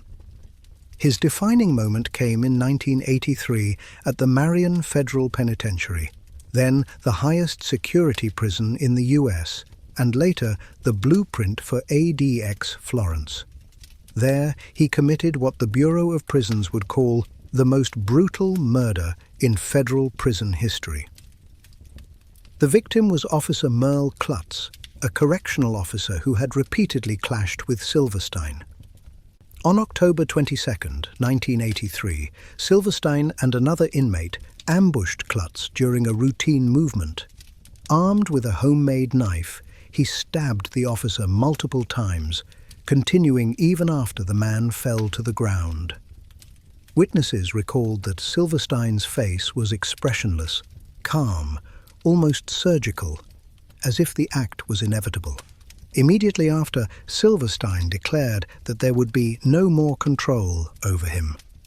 The killing sent shockwaves through the federal prison system. It marked a turning point, the moment when the Bureau realized that some inmates were too dangerous to be contained by traditional methods. In response, the government developed new isolation strategies, culminating years later in the design of ADX Florence, a facility built for men exactly like Silverstein. He was placed in what officials called no human contact confinement. For over 30 years, he lived in a concrete box measuring 7 by 12 feet, with a small window facing a brick wall and a solid steel door separating him from the world. His meals were passed through a slot. His only exercise came in a small cage outside, alone. Days turned into years, years into decades, a life stripped of touch, sound, and human interaction. Yet Silverstein adapted. Within the void, he became an artist and writer. He painted haunting self-portraits, drew intricate prison scenes, and wrote essays condemning solitary confinement as psychological torture. In his writings, he alternated between remorse and defiance, at times apologizing to Officer Klutz's family, at others insisting the system had made him what he became.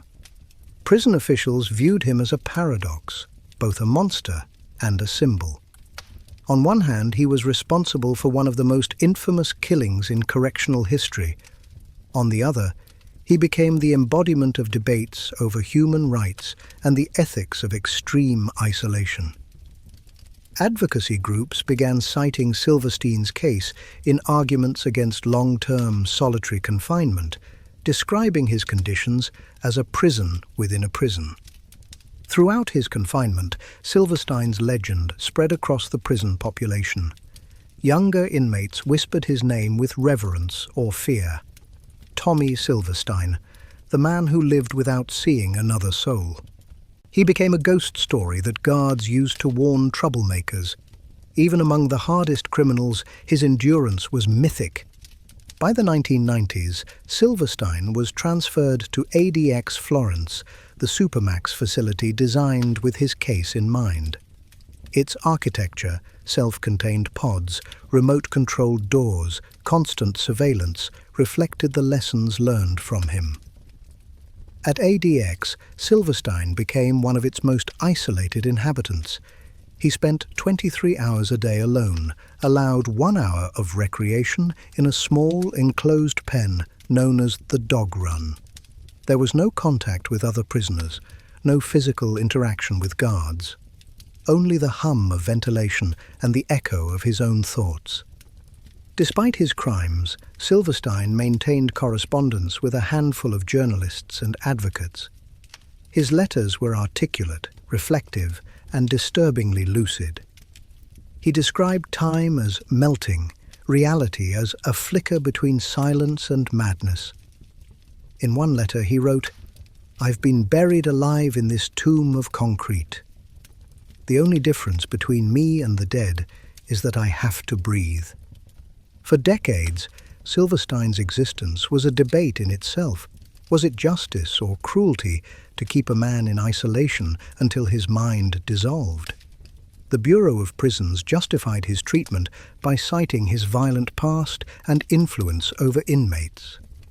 Advocates argued that his punishment had transcended law and entered the realm of psychological annihilation.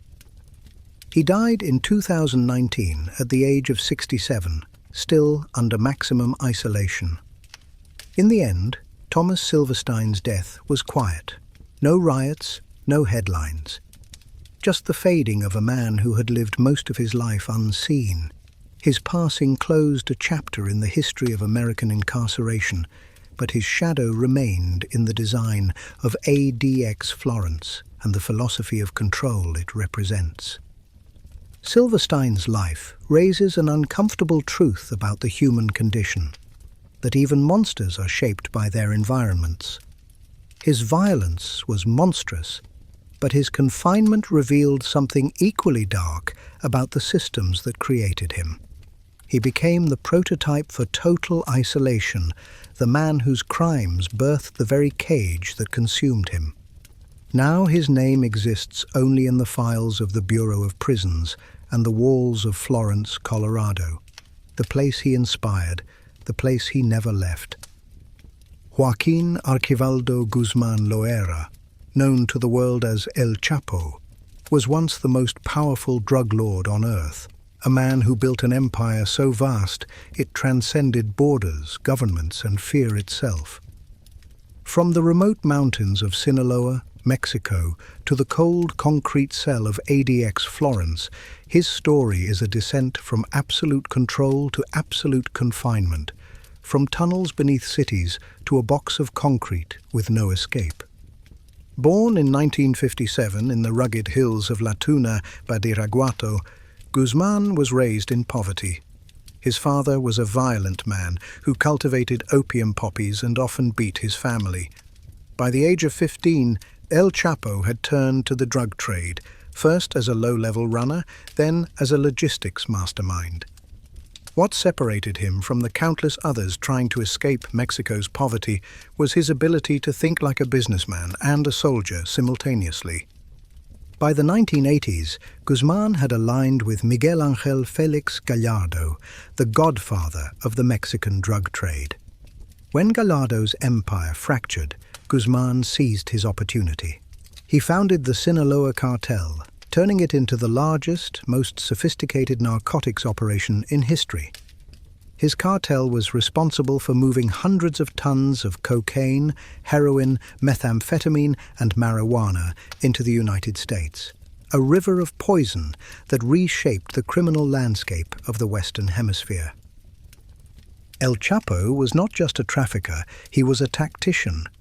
He pioneered the use of drug tunnels, elaborate subterranean passages under the US-Mexico border equipped with rail systems, ventilation, and electricity. These tunnels symbolized his genius for evasion and control. When law enforcement shut one route, he dug another. When rivals tried to kill him, he disappeared into the mountains. But with power came blood. The Sinaloa cartel was built on terror, mass executions, torture, and dismemberment. Guzman ordered the deaths of rivals, politicians, and journalists. Entire towns in Mexico lived under his shadow. He paid off police and military officials, controlled mayors, and even had informants inside the DEA. In the streets, his name was whispered like a curse. In the barrios, it was worshipped like a myth. His first capture came in 1993 in Guatemala, following a bloody turf war that left a Catholic cardinal dead, mistaken for one of his enemies. He was extradited to Mexico and sentenced to 20 years. But El Chapo's prison time was a formality. Inside, he lived like a king, bribing guards, running operations, and dining with visitors. In 2001, he escaped from Puente Grande prison in a laundry cart, an act that cemented his status as both legend and ghost. For the next 13 years, Guzman ruled with near impunity. His cartel became an international powerhouse, trafficking billions of dollars in narcotics. He appeared on Forbes' list of the world's most powerful people, a grim testament to the reach of crime. Yet his obsession with control and his recklessness would become his undoing. In 2014, Mexican Marines captured him again in Mazatlan. He was paraded before cameras, the once invincible king now shackled and silent. But prison couldn't hold him.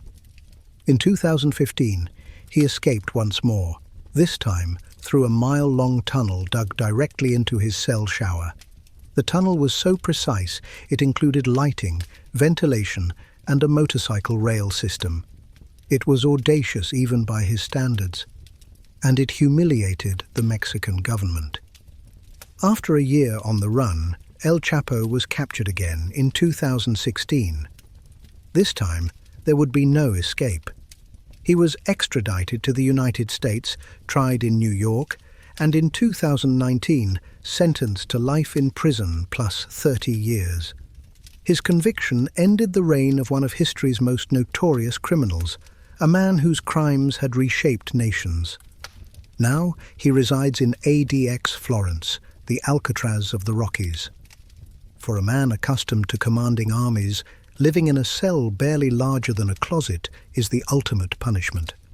There are no tunnels, no bribes, no soldiers, just 4 walls, a slit of light, and silence. He eats alone, exercises alone, and spends 23 hours a day in solitude. His voice is monitored, his letters screened. The man who once ruled through communication is now denied it entirely. Inside ADX, El Chapo has tried to assert fragments of his old control, filing complaints about harsh conditions, claiming his health is deteriorating and pleading for extradition back to Mexico. His lawyers describe him as isolated and broken, suffering from hallucinations and depression. But the Bureau of Prisons remains unmoved. To them, Guzman is where he belongs, in the only place capable of holding him. The irony is brutal. A man who built his empire on escape and mobility now lives in a world where even his steps are counted. He once commanded hundreds of men who would die for him. Now he speaks to no one. His world has been reduced to concrete, steel, and the echo of his own infamy. Yet outside, his legacy endures. The Sinaloa cartel still operates, run by his sons, the Chapitos. They carry his name like a brand, continuing the cycle of violence and greed he perfected. In Mexico, songs still glorify him, and murals still bear his likeness. But at ADX Florence, there are no murals, only shadows.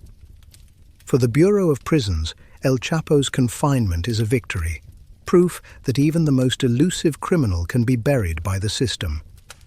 But for the men who once followed him, his name remains sacred. To them, he isn't dead. He's waiting, planning, watching. In truth, there are no more tunnels, no more escapes. Joaquin El Chapo Guzman, once the untouchable architect of the drug world, now sits in a box designed for those who can never return to the world again. Darnell Teflon Don. Washington wasn't a kingpin in the traditional sense. No sprawling cartel, no vast financial network. What made him infamous was something more primal. His ability to defy capture, to outthink, outrun, and outfight a system designed to contain him. His story is the collision of desperation and defiance, a modern outlaw tale that landed him in the most secure prison in America, ADX Florence. Born in 1970 in Los Angeles, California, Washington grew up in the shadow of gang warfare. The city was split between red and blue, Bloods and Crips, and young men like him had little choice but to pick a side or become collateral. From a young age, Washington displayed intelligence and charisma that could have taken him anywhere. But in the gang-ravaged streets of South Central, those traits were often twisted into tools for survival. He joined the Rolling 60s Crips, one of the largest and most feared sets in Los Angeles. By his 20s, Washington was already known to law enforcement as a gifted manipulator and escape artist. He didn't just commit crimes, he planned them with precision. Robberies, burglaries, and assaults were executed with military-like efficiency. But it wasn't until 2012 that his name would burn itself into national headlines.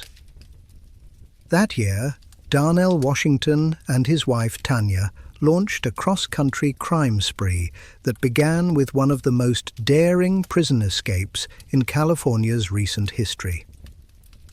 While awaiting trial at the San Bernardino County Jail, Washington used sheer cunning to overpower guards and flee the facility. Within hours, he was gone. No alarms, no chaos, just absence. His wife picked him up outside, and the two vanished into the highway. What followed was a trail of robberies, carjackings, and shootouts that stretched across several states. The couple was compared to Bonnie and Clyde, not because of romance, but because of their recklessness and absolute disregard for law enforcement. They robbed stores, stole vehicles, and attacked officers. In one confrontation, they shot and wounded a sheriff's deputy who had pulled them over, then fled the scene. The FBI called them armed and extremely dangerous. For weeks, they eluded capture, moving from California to Utah, Nevada, and into the Deep South. Their spree ended in 2012 in Washington state, where a routine traffic stop turned into a standoff. When they were finally arrested, Darnell was calm, even smug.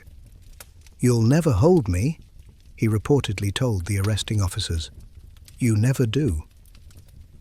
Washington was sentenced to multiple life terms for federal crimes including escape, assault on a law enforcement officer, and armed robbery. The government considered him a high-risk escape threat, a classification reserved for only the most unpredictable inmates. There was only one place for men like him, ADX Florence. ADX is built for containment. Its walls are designed to kill hope, its silence to crush ego. But for Washington, it was just another challenge. In his first years there, he filed legal motions claiming mistreatment, staged hunger strikes, and reportedly attempted to manipulate guards with charm and deceit. Those who monitored him described him as calm, but constantly scheming, a man whose mind was always searching for an opening, even when surrounded by concrete. He quickly became a subject of fascination among other inmates. To gang members locked away for decades, Washington was a symbol of rebellion, someone who had lived the fantasy of defying the system, even if only temporarily. Yet in ADX, even legends fade. His days became uniform, 23 hours in isolation, 1 hour in a small concrete pen under a sky cut by steel mesh. Inside those walls, Washington's confidence began to erode. Guards noted a shift in his demeanor, quieter, more introspective. The man who had once taunted officers now sat in silence, staring through the small slit in his cell wall toward the mountains he could never touch. Letters from his wife stopped arriving. The outside world forgot him. The Teflon Don who could escape anything finally found something he couldn't: solitude. Still, the Bureau of Prisons kept him on constant watch. His intelligence, combined with his past, made him a perpetual risk. He was moved between control units, his privileges restricted, his mail screened. Even within ADX, where every man is caged like an animal, Darnell Washington was treated like a ghost who might slip through the cracks. Rumors circulated among prisoners that Washington continued to plot, sketching imaginary escape routes on his cell wall, mapping vents and doors in his head. But there are no vents to crawl through in Florence, no weak locks, no blind corners. The prison was built to destroy exactly the kind of cunning that once defined him. By the late 2010s, his name disappeared from media mentions entirely. The story that had once gripped the nation, the husband and wife fugitives who defied the law, ended in silence. In ADX, Washington became just another number, another inmate swallowed by the system he had mocked. Yet his legend persists in whispers, among inmates, among officers, among those who study the psychology of control. He remains a reminder that rebellion, even when fearless, always meets its end in concrete. The man who once boasted that no cage could hold him now lives in one so absolute that time itself forgets to move. In the stillness of ADX Florence, Darnell Teflon Don Washington finally found the one place his charm, his intelligence, and his audacity couldn't penetrate. He escaped everything, except the silence he created. Carboni Savage is the embodiment of brutality elevated to myth within America's criminal underworld, a man whose name echoes through Philadelphia's darkest neighborhoods as both a warning and a curse. His rise from street hustler to drug lord was defined not by charisma or strategy, but by sheer terror. Now confined to ADX Florence, Savage represents the most extreme fusion of street violence and organized ruthlessness in modern American gang history. Born Robert Merritt Jr. in 1975 in North Philadelphia, Savage grew up in an environment of poverty and powerlessness. Violence was currency, and loyalty was fragile. He took to boxing as a teenager, becoming a local talent in underground fighting circuits. But while his fists brought him local fame, it was the drug trade that brought him wealth. By the 1990s, Savage controlled a massive crack cocaine network that turned sections of Philadelphia into battle zones. His crew wasn't just a gang, It was an army. They operated under a code of silence enforced with blood. Savage's empire thrived on intimidation. Witnesses vanished, rivals disappeared, and anyone who questioned his rule was executed. He wasn't content with control. He demanded obedience through fear. His own nickname, Carboni, became synonymous with death. Law enforcement began targeting him in the early 2000s. Federal agents traced dozens of homicides, assaults, and drug shipments back to his organization. But witnesses refused to testify, terrified of the consequences. Even in prison, Savage managed to project his influence. In 2004, after being convicted on federal drug charges, he was sent to a secure facility. From his cell, he orchestrated a crime so horrifying it stunned even seasoned investigators. That October, Savage ordered the firebombing of a family home belonging to Eugene Coleman, a former associate who had agreed to testify against him.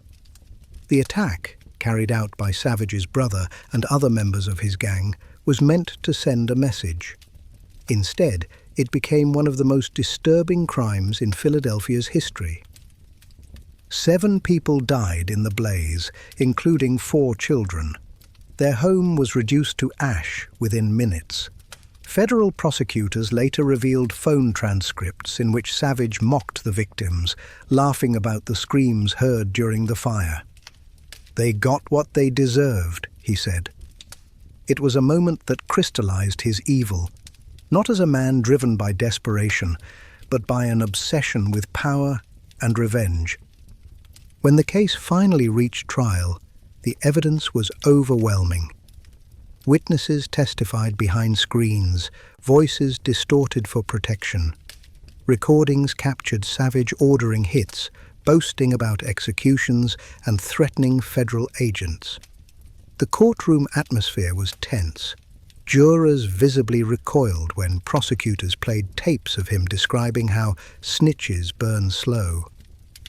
In 2013, Carboni Savage was sentenced to death, becoming one of the rare federal prisoners on death row for crimes connected to organized crime. The judge called him a domestic terrorist, not for ideology, but for the reign of fear he imposed on his city. Yet, due to the complexity of federal death penalty appeals, Savage was not sent to a death chamber. Instead, he was transferred to ADX Florence, where he would be held indefinitely under conditions designed to contain his influence. Inside ADX, Savage occupies a special status, a man whose voice alone can incite violence. His communications are strictly monitored, his mail is censored, and his contact with other inmates is non-existent. Even guards refer to him with caution. His days follow a mechanical rhythm: steel doors, concrete walls, a narrow slit of light that never changes. What separates Savage from many others at ADX is his unwavering defiance. He refuses to acknowledge remorse. In interviews and court filings, he maintains that he's a victim of federal overreach, a political prisoner targeted for being powerful. But few are convinced. The images of that burning row house remain etched into public memory, a symbol of what happens when intimidation becomes religion. Despite his isolation, whispers about Savage's control persist. Some inmates claim that messages from him still circulate through coded notes, passed between cells in laundry or food trays. Others believe his network outside continues to operate quietly, ensuring his legacy remains alive. Whether true or not, the myth of Carboni Savage thrives in the same oxygenless vacuum where he now exists, proof that even buried alive in concrete, fear has a long echo. For the Bureau of Prisons, Savage represents the pinnacle of containment. He is the reason ADX exists, for men whose violence cannot be diminished by steel or solitude. Each day he spends in silence is a small victory for justice, though it's doubtful he sees it that way. In the end, Caboni Savage's life is a lesson in how power corrupts absolutely. From the streets of North Philly to the isolation unit of America's toughest prison, he carved a path paved with blood and ashes. His kingdom was built on terror, and now his empire is reduced to a cell where no one can hear him, not even the ghosts of those he burned. Larry Hoover is a name that echoes through the corridors of American crime and punishment, a legend, a ghost, a man whose influence reached from Chicago's South Side to the most secure cells of ADX Florence.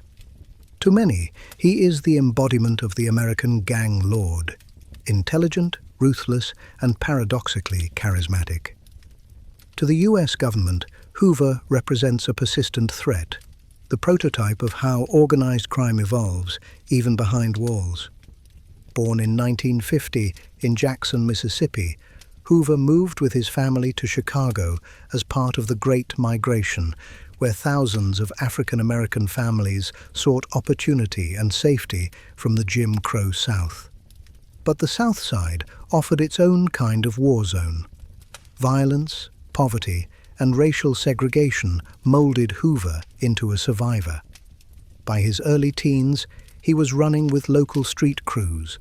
By 17, he had co-founded what would become one of the most powerful criminal organizations in America, the Gangster Disciples. The Gangster Disciples were not merely a street gang. Under Hoover's leadership, they became a disciplined organization governed by structure, codes, and philosophy. Hoover introduced rules, ranks, and even a political agenda. His model fused gang loyalty with a semblance of corporate order: soldiers, lieutenants, governors, and councils. The streets were not chaos. They were business. Hoover's empire thrived during the 1970s and 1980s, feeding on the booming drug trade. Cocaine and heroin poured into Chicago, and the Gangster Disciples controlled a significant portion of it. Their profits reached millions of dollars a week, funneling through fronts and shell businesses. Law enforcement saw Hoover as a mastermind, a man running an empire of death while keeping his hands clean. But power attracts violence. Rivals, internal betrayal, and relentless federal pressure shaped Hoover's reign. In 1973, after ordering the murder of a drug dealer who had stolen from his operation, Hoover was sentenced to 150 to 200 years in prison. For most men, that would have been the end. For Hoover, it was the beginning of something larger. From his cell in the Illinois Department of Corrections, Hoover transformed incarceration into a control center. He rebranded the Gangster Disciples as growth and development, attempting to position the group as a social and political movement. Publicly, he spoke of self-education, community upliftment, and ending senseless street violence. Privately, the FBI and DEA claimed he continued to direct drug trafficking and extortion across multiple states. The organization operated like a shadow government, taking orders through coded letters, legal visits, and loyal intermediaries. By the 1990s, Hoover's power had become so vast that he was compared to mafia dons and cartel bosses. Chicago police believed he controlled as many as 30,000 members nationwide, generating hundreds of millions in drug revenue. His name became folklore in hip-hop culture, referenced in lyrics by artists who saw him as both villain and visionary. But behind the myth, the federal government saw a manipulator who had weaponized idealism to mask crime. In 1995, Operation Headache, a massive federal investigation, ended Hoover's illusion of distance. The FBI and DEA secretly recorded conversations between Hoover and his lieutenants during prison visits. Those tapes revealed that behind the growth and development front, the drug trade was thriving. Hoover gave direct orders on killings, promotions, and drug prices. In 1997, He was convicted on charges of continuing criminal enterprise, drug conspiracy, and money laundering. The government wanted to ensure that Hoover's influence would never again reach the outside world. He was transferred to ADX Florence, the Alcatraz of the Rockies, where America hides its most dangerous men. His cell, a 7 by 12-foot concrete box, became his kingdom and his cage. No direct contact, no phone calls, no meetings, only silence, concrete, and surveillance. Yet Hoover's name refuses to die. For decades, activists and sympathizers have campaigned for his release, arguing that he has changed, that the man once known as King Larry has become a philosopher and reformer. They cite his calls for education, peace, and rebuilding Chicago's communities. Supporters insist that the federal government fears his potential to unify urban youth, that he could end gang wars rather than fuel them. The FBI and Department of Justice, however, see it differently. They describe Hoover as a continuing criminal threat whose words can still mobilize thousands. Even from ADX, authorities believe his influence seeps through coded messages and loyal emissaries. For this reason, Hoover remains under the most restrictive communication protocols in the federal system. The paradox of Larry Hoover lies in his dual legacy, part prophet, part predator. To his followers, he is a misunderstood leader imprisoned for his ambition to uplift his people. To his enemies, he is a calculating manipulator who cloaked a criminal empire in political language. Both sides contain truth. Hoover's transformation from street hustler to ideological figure mirrors the evolution of organized crime itself, from raw violence to psychological control. Inside ADX, Hoover's reality is stripped of myth. He spends 23 hours a day alone, confined by walls designed to break men of far lesser will. The once feared kingpin now lives in a silence so deep it swallows his own name. Still, his legend circulates, whispered through rap lyrics, tattooed on bodies, and invoked by those who see in him the complexity of power, oppression, and resistance. Whether villain or visionary, Larry Hoover remains one of America's most disturbing symbols of control. A man who built an empire from a prison cell and lost it in another, built to ensure he'd never rise again. His story is both a warning and a prophecy. In the underworld of America, power never disappears. It only waits for someone bold enough or brutal enough to seize it again. Erie Lee Flannery, known on the streets as Southwest T, was once half of the most formidable brotherhood in American drug history, the Black Mafia family, BMF. Alongside his older brother, Demetrius Big Meech Flannery, Terry built an empire that blended street crime with high-end glamour. From the 1980s through the 2000s, their operations spanned across dozens of cities, generating hundreds of millions of dollars. But beneath the designer suits, Maybachs, and celebrity connections lay a network so vast that it ultimately drew the full weight of the federal government and led Terry to the gates of ADX Florence. Terry was born in Detroit, Michigan in 1970. His childhood wasn't one of privilege, but of survival. He and his brother grew up in a neighborhood where the rules were simple: hustle or go hungry. They started small, selling $50 bags of cocaine from their home in high school. Their intelligence and discipline separated them from the reckless dealers around them. By their early 20s, the Flannery brothers were moving kilos, managing networks, and forming alliances with Mexican cartels. But Terry wasn't just a drug dealer. He was a strategist.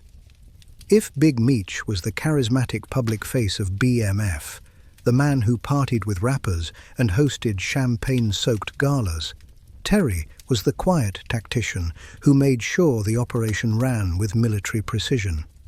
He managed transport, distribution, and the money flow, ensuring that every gram and every dollar was accounted for. By the late 1990s, BMF had evolved from a street operation into a corporate structure. They established BMF Entertainment, a record label that doubled as a laundering front for their drug profits. Artists, promoters, and even mainstream celebrities flocked to them, drawn by their wealth and aura of invincibility. They branded themselves as the mafia of the modern era, part hip-hop empire, part cartel. At its height, BMF was distributing thousands of kilos of cocaine monthly, with hubs in Atlanta, Los Angeles, Miami, and St. Louis. The brothers' network was estimated to be worth over $270 million. The FBI described them as the most organized and sophisticated drug trafficking syndicate in U.S. history. But power and family rarely coexist peacefully in the underworld. Terry's meticulousness clashed with Big Meech's flash. Terry preferred low profiles, quiet operations, and secrecy. Meech wanted fame, visibility, and validation. Their tension grew, and eventually they split. Meech controlling Atlanta, Terry operating out of Los Angeles. This fracture weakened their unity and gave federal agents an opportunity to strike. In 2005, after a long DEA investigation known as Operation Motor City Mafia, both brothers were arrested. Wiretaps captured Terry discussing shipments, laundering methods, and logistics. Federal prosecutors charged them with continuing criminal enterprise, conspiracy to distribute cocaine, and money laundering. The evidence was overwhelming: hidden cash, luxury vehicles, private jets, and coded ledgers documenting millions in profits. Terry Flannery was sentenced to 30 years in federal prison, his empire dismantled, his network shattered. Yet what made Terry's story disturbing wasn't merely the scale of his operation. It was his ability to build an empire that blurred the lines between crime and culture. BMF had infiltrated the mainstream, redefining what gangster success looked like. Their influence reached beyond drugs, into music, fashion, and even social identity. In prison, Terry initially maintained hope for rehabilitation. Unlike many of his contemporaries, he appeared to accept responsibility for his crimes. However, as the years passed, reports of coded communications and financial irregularities tied to former associates surfaced. Federal officials feared that the BMF infrastructure might still exist underground. For this reason, Terry was moved to ADX Florence for a period of isolation, a preventive measure against any possible resurgence of the BMF network. Life at ADX stripped Terry of the opulence he once flaunted. The tailored suits, diamond watches, and champagne were replaced with grey uniforms and cement walls. His days became identical: 23 hours in his cell, 1 hour of solitary exercise in a cage no larger than a parking space. His communications were monitored, his mail screened, his phone calls recorded. The man who once commanded thousands now lived in silence, reduced to a number in the system he once mocked. But even from ADX, Terry's legend persisted. In urban mythology, the Flannery brothers became symbols, not just of crime, but of ambition, defiance, and brotherhood gone wrong. In 2021, when Terry was released to home confinement under COVID-19 protocols, the story reignited public fascination.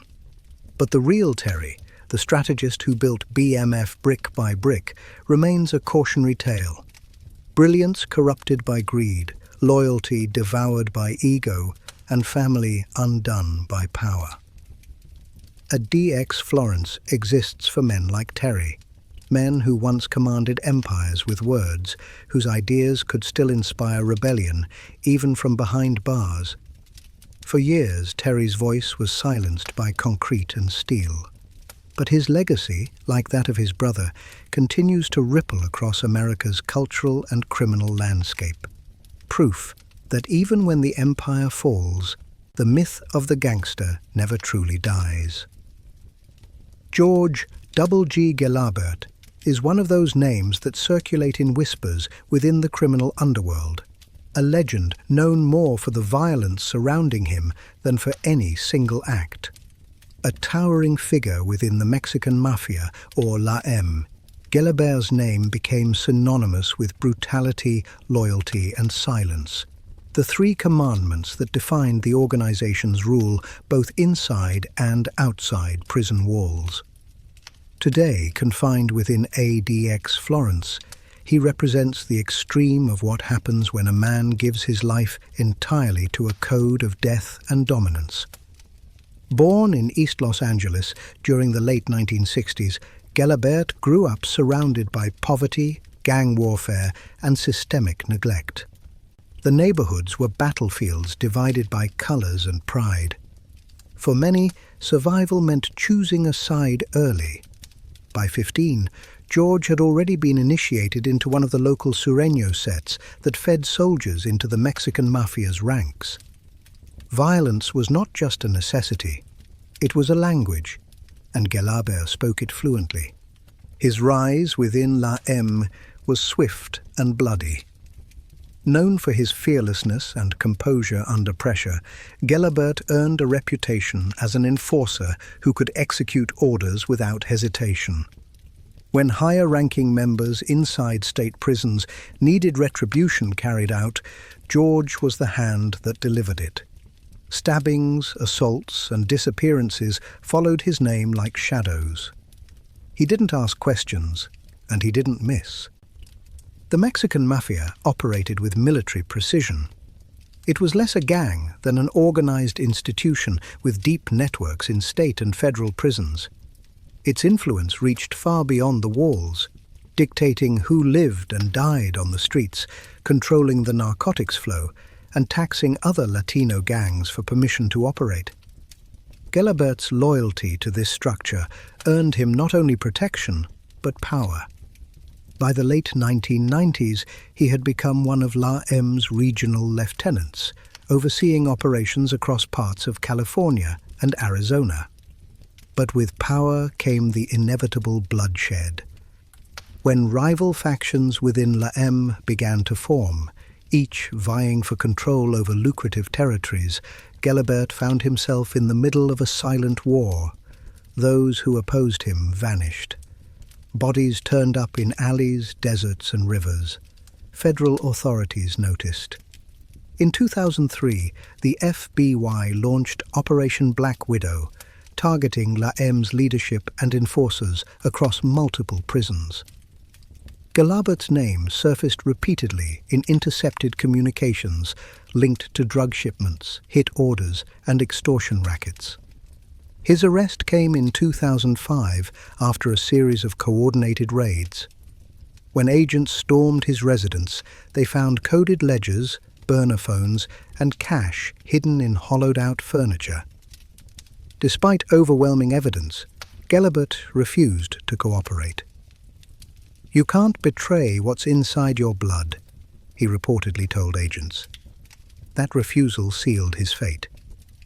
Convicted under federal RICO statutes for racketeering, conspiracy to commit murder, and continuing criminal enterprise, Gelabert received a life sentence without parole. Initially, he was placed in a high-security federal prison, but within 2 years, violence followed him. Several inmate stabbings were traced back to his orders. Even behind bars, he maintained communication lines through smuggled notes and coded messages. In 2008, he was transferred to ADX Florence, joining a small but deadly fraternity of La M members who had become too dangerous to contain elsewhere. At ADX, Gelabert lives under the strictest conditions: a single-man cell, 23 hours of solitude, no contact with other inmates, and heavily restricted correspondence. Yet the Bureau of Prisons remains cautious. Even in silence, the Mexican mafia's structure has shown an uncanny ability to function through coded language and loyalty. Gelabert's isolation hasn't erased his identity. He continues to embody the unyielding discipline that made La MA one of the most feared criminal organizations in America. Prison psychologists describe him as calm, articulate, and eerily detached, a man who accepts his confinement as both punishment and honor. "I'm where I belong," he once told a prison counselor, "with my thoughts and my code." His story is not one of redemption, but of inevitability. The path that began on the blood-stained streets of East LA ended in a concrete tomb in Colorado. Yet even there, his name carries weight. Younger inmates entering the system still whisper about Double G, the man who followed La M's creed to its absolute end. To them, he's a legend. To the system, he's proof that certain loyalties can never be rehabilitated. ADX Florence was built to silence men like George Gelabert, men whose voices could start wars. But the disturbing truth is that even within total isolation, the mythology of La MA endures. For every Double G buried alive in concrete, another rises on the streets, driven by the same hunger for respect, power, and belonging. Gelabert's story is not just about one man's descent. It's about the enduring cycle of violence that feeds America's most dangerous brotherhood. Stephen "Stevie" Northington is one of those names that never made national headlines, yet within the walls of ADX Florence, his reputation precedes him. He is not a household name like Larry Hoover or Big Meech, but to those who knew the Philadelphia underworld during the rise of Carbone Savage, Northington was more than an enforcer. He was Savage's shadow, his sword, the man who ensured the boss's will was carried out without hesitation or mercy. Born and raised in North Philadelphia's Badlands, a stretch of row houses and corners synonymous with poverty and danger, Northington's life was molded by survival from the start. He had no famous parents, no privileged upbringing, no illusions of grandeur. What he had was fearlessness, and that was all Carbone Savage ever looked for in a man. Northington joined Savage's organization in the late 1990s, when the Philly drug trade was a chaotic blend of ambition and bloodshed. Savage, already a local legend, saw in Northington someone capable of carrying out the kinds of orders that made most men tremble. Stevie didn't question commands. He executed them, precisely, efficiently, without emotion. Within months, he became part of Savage's inner circle, handling everything from street discipline to message delivery. But to call Northington merely an enforcer would be to undersell his role. He was Savage's confidant, his cleaner, and occasionally his scapegoat. He learned the art of fear, not through rage, but through control. He would approach his targets calmly, sometimes with a smile, and then deliver the kind of violence that left entire neighborhoods silent.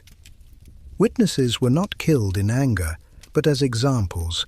Savage's empire thrived because men like Northington made terror seem professional. When the feds began dismantling Savage's organization in the early 2000s, Northington became one of their primary targets. He had been linked to multiple murders, including witness executions, street-level rival eliminations, and assaults tied to drug debts. But catching him was not easy. For years, he evaded direct prosecution by never leaving fingerprints on crime scenes. His loyalty to Savage was absolute, his silence unbreakable. That silence was tested in 2004 when Savage ordered the infamous firebombing of Eugene Coleman's family home, the act that would define both their legacies. While Northington did not personally throw the Molotov cocktails, federal prosecutors later revealed that he helped coordinate the logistics, providing surveillance and communication between Savage and the killers. The horrific result, 7 dead, including children, became one of the darkest moments in Philadelphia's modern history. When the FBI finally arrested him in 2005, Northington remained expressionless. Interrogators pushed him for information about Savage, about other murders, about the mechanics of the operation. He said nothing. Even when prosecutors offered him deals in exchange for cooperation, he refused. "You can't testify against what you believe in," he allegedly told one of his court-appointed attorneys. To the justice system, it was madness. To the life, it was honor. At trial, Northington's defense team portrayed him as a pawn, a street soldier manipulated by a violent kingpin. But the jury wasn't convinced. Federal agents presented intercepted calls, coded messages, and testimonies from informants that painted him as an architect of violence, not just a participant. The verdict was swift: life in federal prison without parole. But Northington was no ordinary inmate. Within months of incarceration, he began influencing other prisoners, subtly, through body language and presence alone.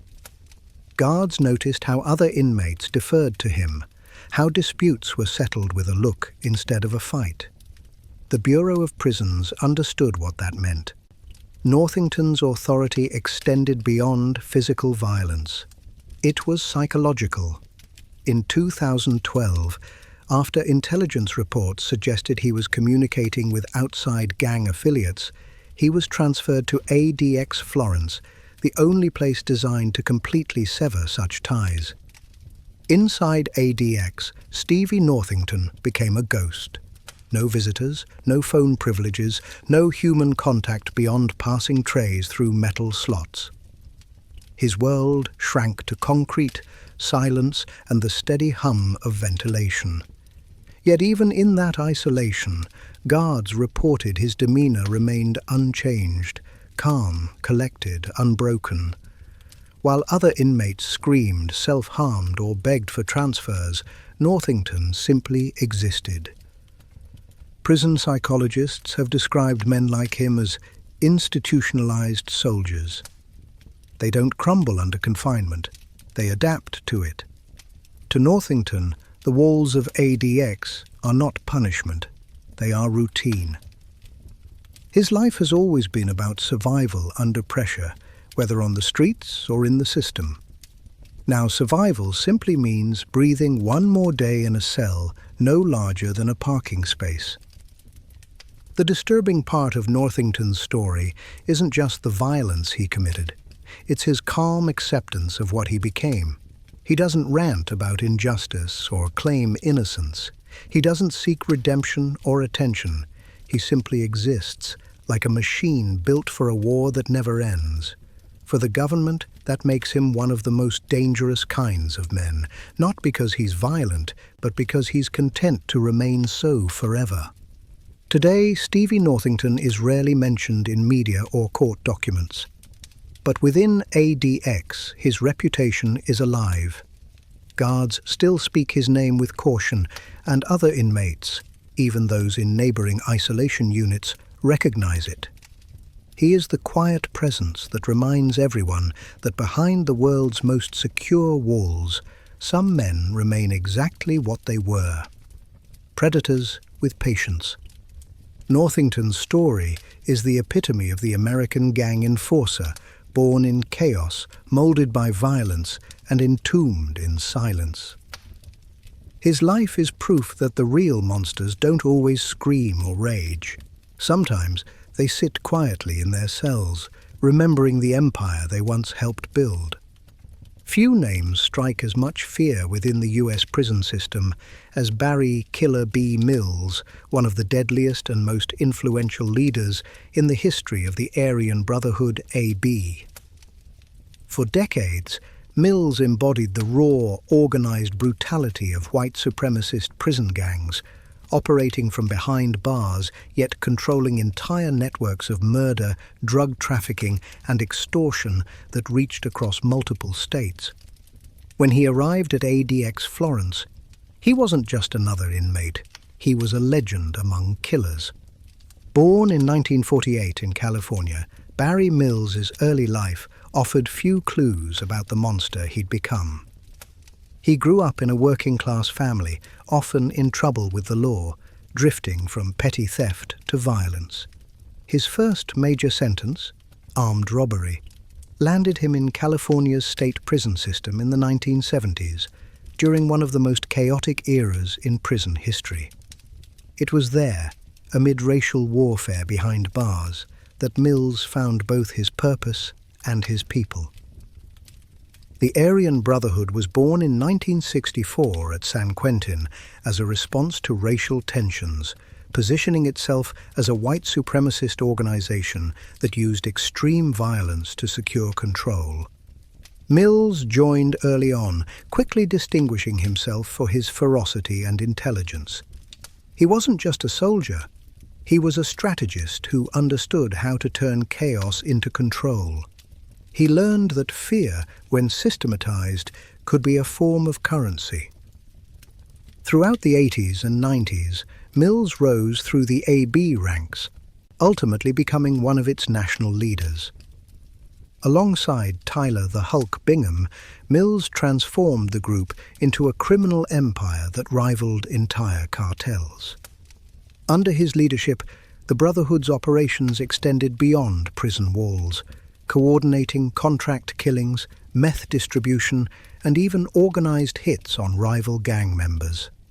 Every move was sanctioned through coded messages, secret notes, and a chain of command designed to function even under 23-hour lockdown. One of the most disturbing aspects of Mills' reign was his use of racism as both ideology and weapon. He manipulated younger, impressionable inmates into embracing white supremacist doctrine not out of belief, but out of necessity. In prisons where survival was color-coded, Mills offered belonging through brutality. Those who hesitated or disobeyed were marked for death. The US government's patience with the Aryan Brotherhood reached its limit in 2002, when prosecutors launched one of the largest federal racketeering cases in history. Mills and Bingham were indicted for orchestrating dozens of murders from within their cells, many of which occurred across multiple state prisons.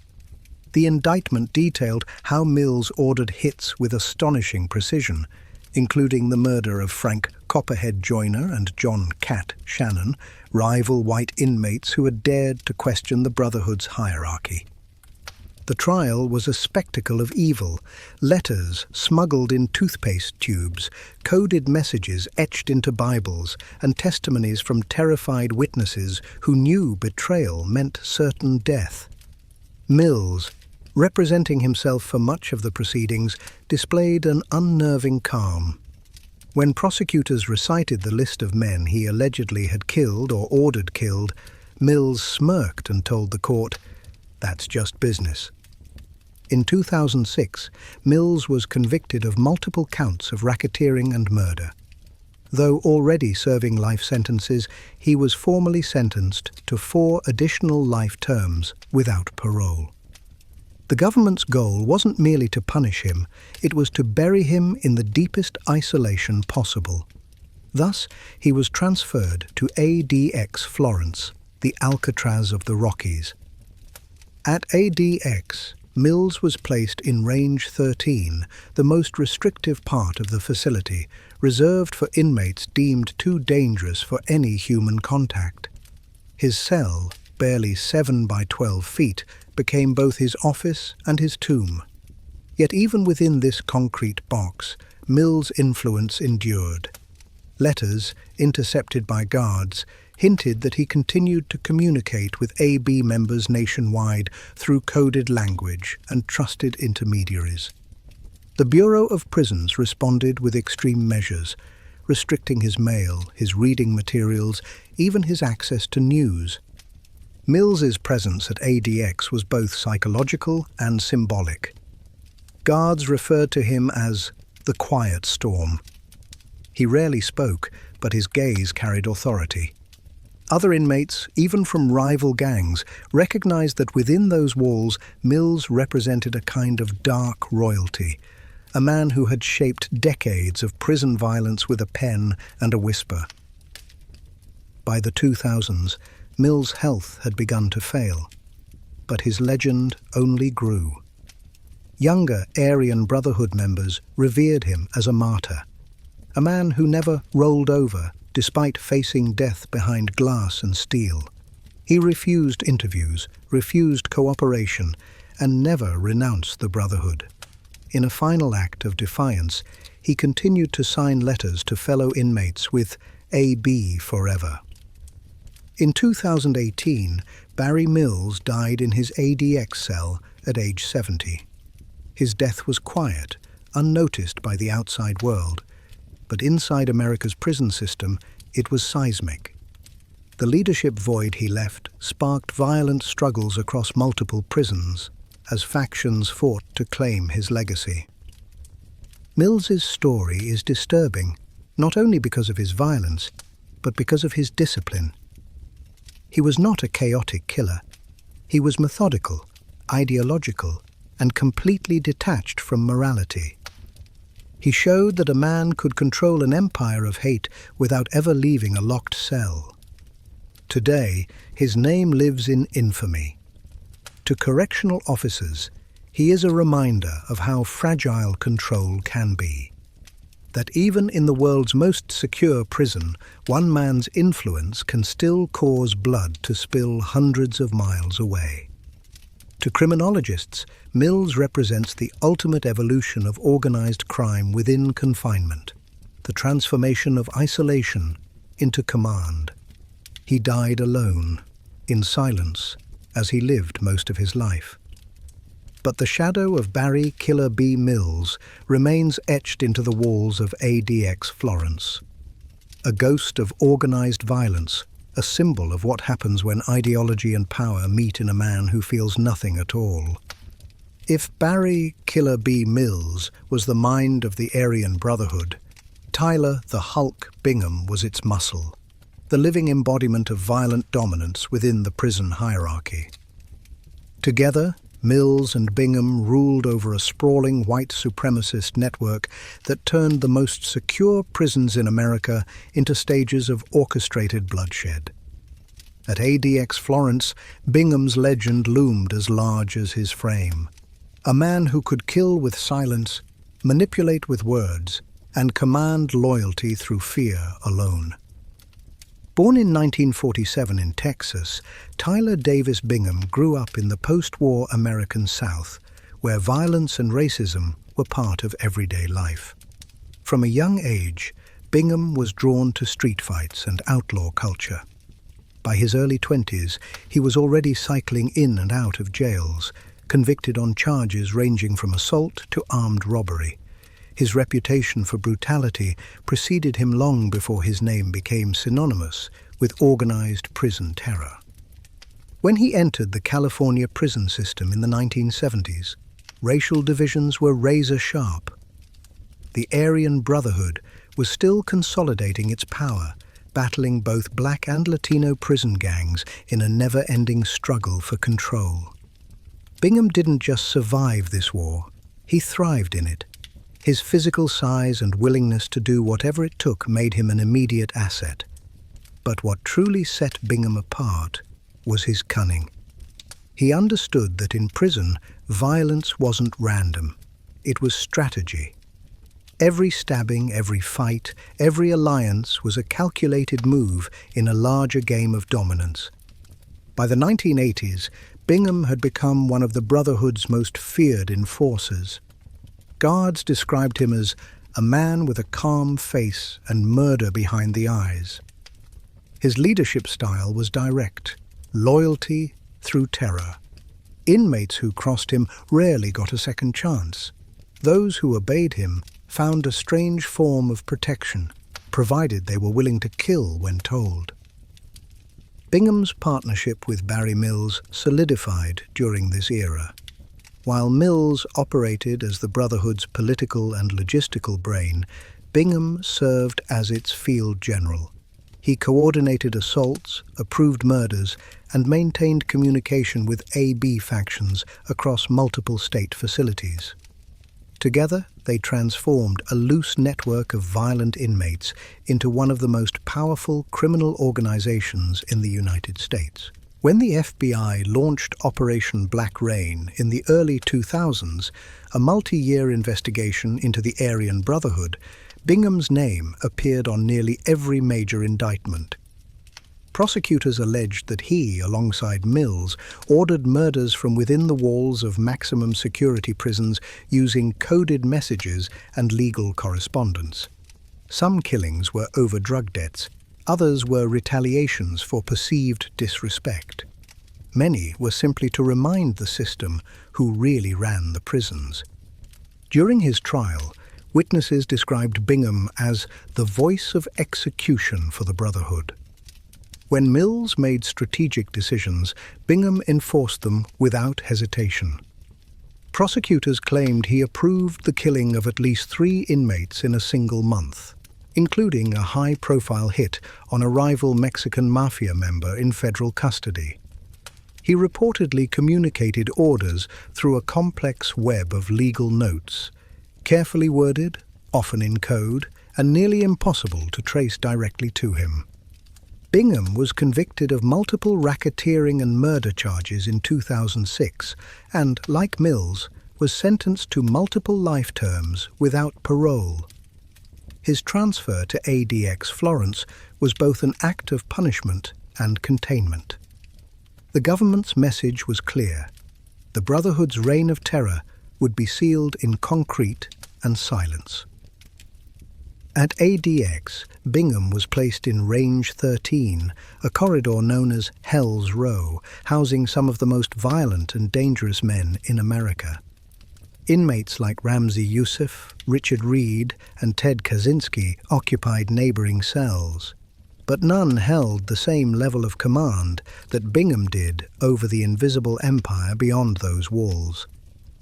Despite his near-total isolation, prison intelligence units suspected he continued to influence AB operations through coded mail and indirect communication. Even among the guards, there was a palpable sense of unease. "You can feel it when you walk by his cell," one former officer told journalists. "He doesn't talk, doesn't shout, but you know he's in control of something bigger than you can see." The prison administration implemented the most extreme measures possible: mail censorship, monitored legal visits, and a 23-hour lockdown. Yet Bingham's legend refused to die. His followers continued to carve AB insignias into cell walls to whisper his name like a ghost story. Within the network of prisons across the US, his approval was still sought, his name still invoked in gang politics, even by men who had never met him. Bingham's story is disturbing not merely for the violence he ordered, but for the cold rationality behind it. He wasn't a frenzied killer driven by impulse. He was a tactician who viewed murder as a managerial act. For him, death was a tool for maintaining structure. Loyalty, once broken, could only be restored through blood. By the 2000s, Bingham was in his late 60s, his health deteriorating, but reports from within ADX suggested he remained defiant. He once told a lawyer, "I've got more freedom in this box than most men will ever have." A chilling statement that revealed his complete detachment from remorse. For Bingham, power wasn't about physical mobility. It was about psychological dominance. As of recent reports, Tyler the Hulk Bingham remains alive, confined in permanent isolation. His days are silent, marked only by the sliding of food trays and the flicker of fluorescent lights. But his impact continues to reverberate through the underworld of American prisons. The Aryan Brotherhood, fractured but not defeated, still invokes his name in rituals and internal communications, a ghostly patriarch of white supremacist power. Bingham represents the terrifying resilience of organized evil, proof that even under the tightest surveillance and the harshest confinement, ideology can survive. The Bureau of Prisons built ADX Florence to contain men like him, But as long as the mythology of control exists within concrete walls, his presence will endure. In the end, Tyler the Hulk Bingham stands as the perfect mirror to Barry Mills, two men who turned the concept of imprisonment into empire building, whose hatred and order shaped decades of violence. They remind the world that the most dangerous gangsters aren't always on the streets. Some sit in silence, waiting behind the thickest walls America has ever built. Larry Hoover's name is whispered in prison corridors across America with a mix of reverence and dread. To many, he is a myth, a man who built an empire from behind bars. To law enforcement, he is the architect of one of the largest and most organized street gangs in U.S. history, the Gangster Disciples. At ADX Florence, Hoover became more than a prisoner. He became a symbol of control, a leader whose power endured even when confined to a concrete tomb. Born on November 30th, 1950 in Jackson, Mississippi, Hoover moved with his family to Chicago's South Side as a young boy. The city was a cauldron of poverty, segregation, and political unrest. By the time Hoover was in his teens, he had joined a small street gang called the Supreme Gangsters. What began as a neighborhood defense crew quickly transformed into an organized, violent syndicate under his guidance. Hoover possessed a rare combination of charisma and ruthlessness. He didn't just lead, he commanded. In 1969, after a deadly gang war, Hoover merged his Supreme Gangsters with a rival group led by David Barksdale, forming the Black Gangster Disciple Nation. When Barksdale died in 1974, Hoover assumed full leadership, renaming the group simply the Gangster Disciples. Under his rule, the gang evolved from street-level chaos into a corporate-style structure with ranks, rules, and revenue streams. Drugs, weapons, extortion, and intimidation became its foundation. Hoover's influence extended far beyond the walls of Chicago. By the 1980s, the Gangster Disciples had spread to more than 30 states, becoming one of the most powerful African-American crime organizations in the country. Every major city from Detroit to Houston had GD chapters, all loyal to the word of Chairman Larry.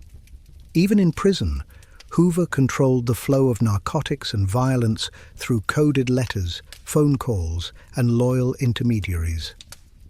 In 1973, Hoover was convicted of ordering the murder of drug dealer William Pookie Young. He was sentenced to 150 to 200 years and sent to the Illinois Department of Corrections. For most men, that would have been the end of their story. But for Hoover, it was the beginning of his true rise. From within his cell, he transformed the Gangster Disciples into a political and economic movement he called Growth and Development, an attempt to rebrand the organization as a legitimate social force advocating education and community progress. Federal authorities weren't fooled. They saw the rebranding as camouflage for continued criminal operations. The FBI and DEA launched Operation Headache, an extensive investigation into Hoover's activities from prison. Agents uncovered coded orders sent through visitors and lawyers, revealing that Hoover was still directing drug distribution networks worth millions. In 1995, after a massive undercover sting, Hoover was indicted on federal drug conspiracy, money laundering, and continuing criminal enterprise charges. In 1997, he was convicted and sentenced to 6 life terms, effectively sealing his fate. The federal government wasn't about to take any chances. They transferred him to ADX Florence, the most secure prison in America, where his ability to communicate with the outside world would be reduced to near zero. At ADX, Hoover's life was stripped to the barest routine: 23 hours in a concrete cell, 1 hour of solitary exercise, and no human contact outside of guards. His mail was monitored, his phone calls recorded, and his visitors limited to immediate family and legal counsel. Still, prison intelligence units remained wary. Every word Hoover spoke was analyzed, every letter dissected for hidden meaning. The Bureau of Prisons knew one thing: if any man could command an army from isolation, it was him. Inside ADX, Hoover became both myth and memory. Some inmates referred to him as the chairman, others as the ghost. His name carried weight in prison yards across America, a signal of hierarchy, discipline, and organization. Even younger gang members who had never met him swore allegiance to his teachings. In the violent ecosystem of prison life, Hoover's influence outlasted his physical presence. Over the years, Hoover's supporters have tried to campaign for his release or transfer, arguing that he has renounced violence and dedicated himself to community upliftment. Rappers, activists, and even politicians have invoked his name, sometimes as a call for reform, sometimes as a symbol of resistance. But the government remains unmoved. To them, Larry Hoover represents an ongoing threat, a man capable of uniting street gangs under a single command structure. ADX Florence became Hoover's permanent address, his cell, his boardroom of silence. Reports suggest that he spends most of his days reading and writing, maintaining mental sharpness despite decades of sensory deprivation. He rarely speaks to other inmates. Those who have seen him describe him as calm, composed, and frighteningly intelligent, a man who understands power even when stripped of everything. Larry Hoover's story is one of paradoxes, a visionary leader and a violent kingpin, a man who dreamed of order but ruled through fear. He built an empire from chaos and even now, locked away in the harshest environment the US can offer, the echoes of his command still ripple through America's underworld. He is proof that power, once established, doesn't die with confinement. It adapts, it lingers, it haunts. And in the echoing halls of ADX Florence, where the air is thick with isolation, the legend of Larry Hoover endures, unseen, unheard, but never forgotten. The world once trembled at the name Joaquin El Chapo Guzman, the ruthless leader of the Sinaloa cartel. For decades, he was untouchable, a ghost who moved between mountains, tunnels, and private jets, smuggling billions of dollars worth of narcotics into the United States. He bribed officials, built underground fortresses, and escaped from some of Mexico's most secure prisons, twice. But all legends meet their end, and for El Chapo, that end came not in a hail of bullets, but in a 7 by 12-foot cell deep inside ADX Florence, the world's most secure prison. Born in 1957 in the rugged mountains of Sinaloa, Mexico, Guzman came from poverty. He sold oranges and weed in his youth, learning early that money meant power and power meant survival. By his 20s, he was working under Miguel Ángel Félix Gallardo, the godfather of Mexican drug trafficking. When Gallardo's empire fractured, El Chapo built his own, the Sinaloa cartel, a criminal powerhouse that would dominate the global drug trade for decades. El Chapo's genius lay in logistics and fear. He revolutionized trafficking by using underground tunnels beneath the US-Mexico border, some equipped with electricity and rails. He controlled the production and distribution of cocaine, heroin, methamphetamine, and marijuana, flooding American streets with drugs while maintaining an image of a folk hero in Mexico. For many poor communities, he was El Patron, the man who gave food and jobs. But behind that myth was a man of unspeakable cruelty. He ordered executions by the hundreds, rivals, informants, even family members. Torture was standard practice. His henchmen filmed beheadings, acid dissolutions, and mass burials. For Guzman, violence was a language, one he spoke fluently. Yet for all his brutality, his most astonishing talent was escape. In 2001, he bribed guards and escaped from Puente Grande prison in a laundry cart. After more than a decade of freedom, he was captured again in 2014, only to escape in 2015 through a mile-long tunnel dug directly into his cell's shower floor. That tunnel had lighting, ventilation, and a motorcycle on rails. It was an engineering marvel, a testament to how much fear and money he commanded. But his luck finally ran out in 2016. After another chase through the Sinaloa Mountains, Mexican Marines cornered and captured him. Extradited to the US in 2017, Guzman faced justice in Brooklyn, where his trial revealed the vast scope of his empire: billions in drug revenue, bribes to presidents, and murders stretching across continents.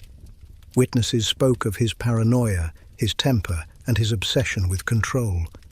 One chilling testimony described how El Chapo personally executed a rival with a gunshot to the head, then burned the body while laughing. In 2019, El Chapo was convicted on all counts, including engaging in a continuing criminal enterprise, conspiracy to commit murder, and international drug trafficking. The judge's words were final: life imprisonment plus 30 years, forfeiture of $12.6 billion in assets, and permanent isolation. His destination: ADX Florence, Colorado, the black hole of the Rockies. At ADX, Guzman's reign ended in silence. The man who once commanded armies now spends 23 hours a day alone, confined to a concrete box with a single slit window showing only the sky. His meals are passed through a slot. His conversations, if any, are monitored. There is no cartel, no tunnel, no empire, only the hum of fluorescent lights and the echo of his own footsteps. The Bureau of Prisons has imposed strict special administrative measures, SAMs, on him. No communication with the outside world except approved legal counsel, no access to media, and no unmonitored mail. Every attempt to send a message is intercepted. For a man who once controlled nations, the silence is its own form of execution. Fellow inmates at ADX have described him as polite but detached, a shadow of his former self. Some guards refer to him as the quiet one. He exercises alone in a concrete pen, surrounded by razor wire and high walls that block any view beyond the yard. He is forbidden from mingling with other prisoners, including members of cartels or gangs that once served under him.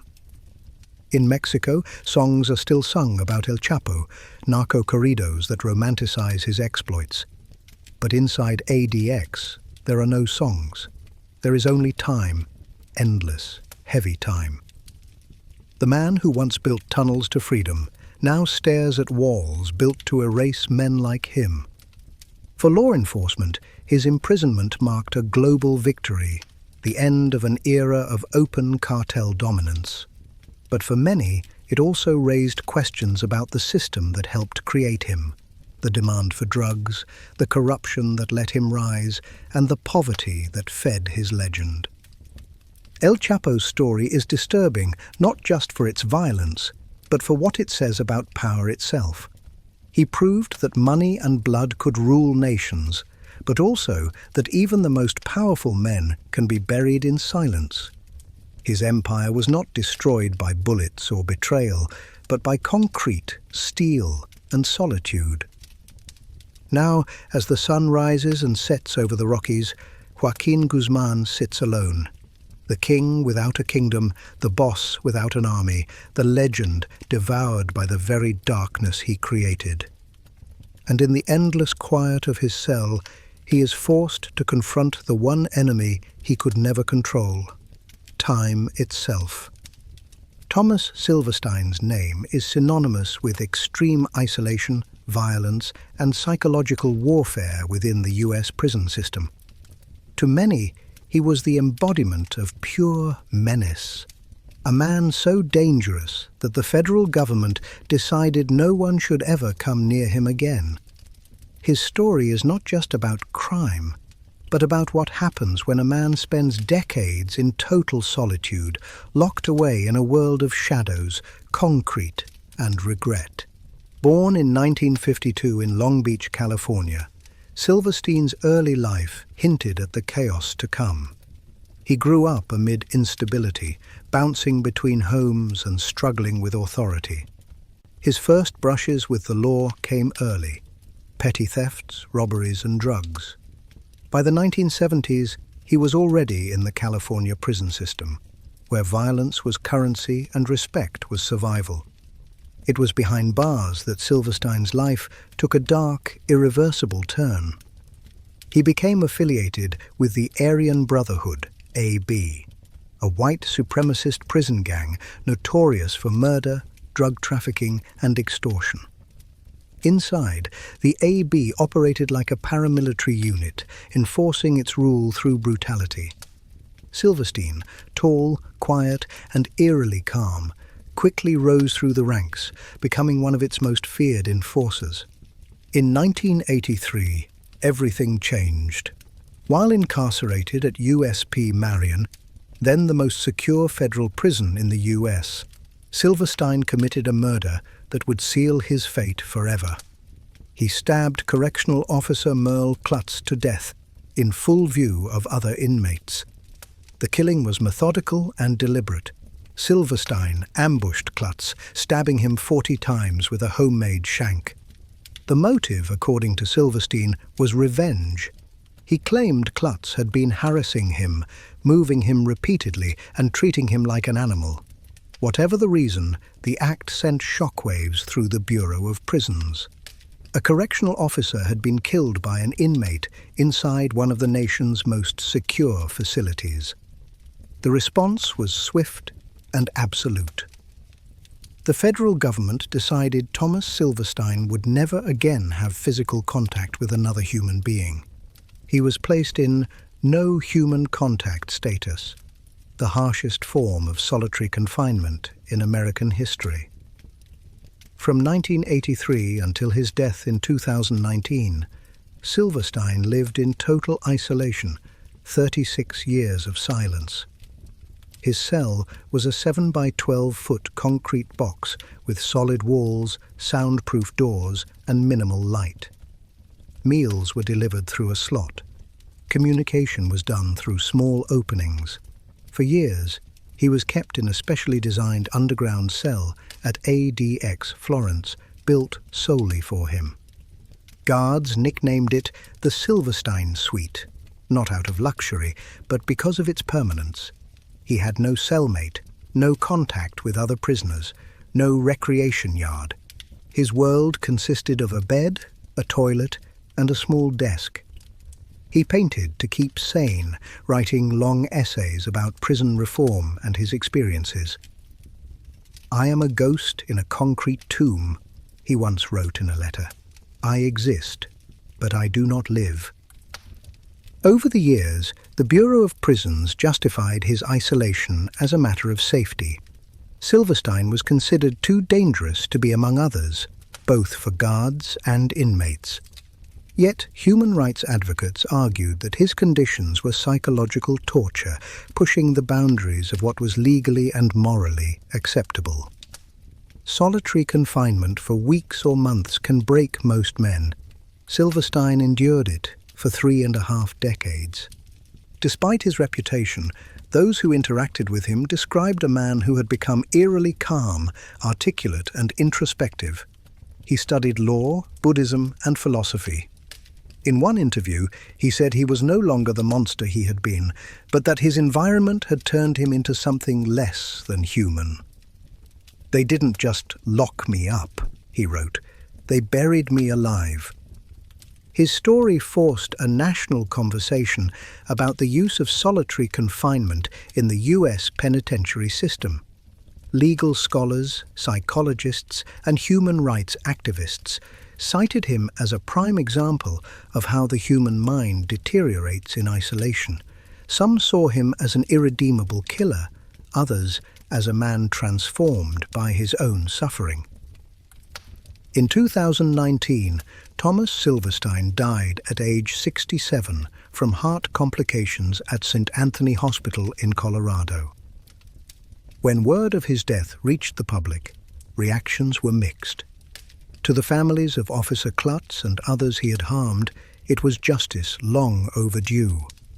To critics of the prison system, it was the end of an experiment in human endurance, a man slowly erased over decades. His death closed a chapter in American penal history. The cell that once held him remains a chilling reminder of the U.S. government's most extreme form of control. Silverstein's isolation led directly to reforms at Marion and inspired the creation of ADX Florence, the prison now housing terrorists, cartel leaders, and mob bosses. For nearly 4 decades, Thomas Silverstein lived in absolute silence, a man stripped of everything but existence itself. Whether he found peace or madness in that void is something no one will ever know. His story remains one of the most disturbing examples of punishment and the dark limits of human endurance, a testament to what happens when a system decides that one man should never again be part of the world.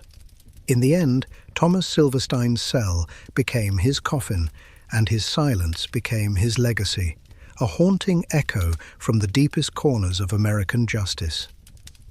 Few names strike as much fear inside America's most fortified prisons as Barry the Baron Mills and Tyler the Hulk Bingham. Together, they were the masterminds behind the Aryan Brotherhood's reign of terror, the white supremacist prison gang responsible for countless murders, drug operations, and orchestrated riots across the federal system.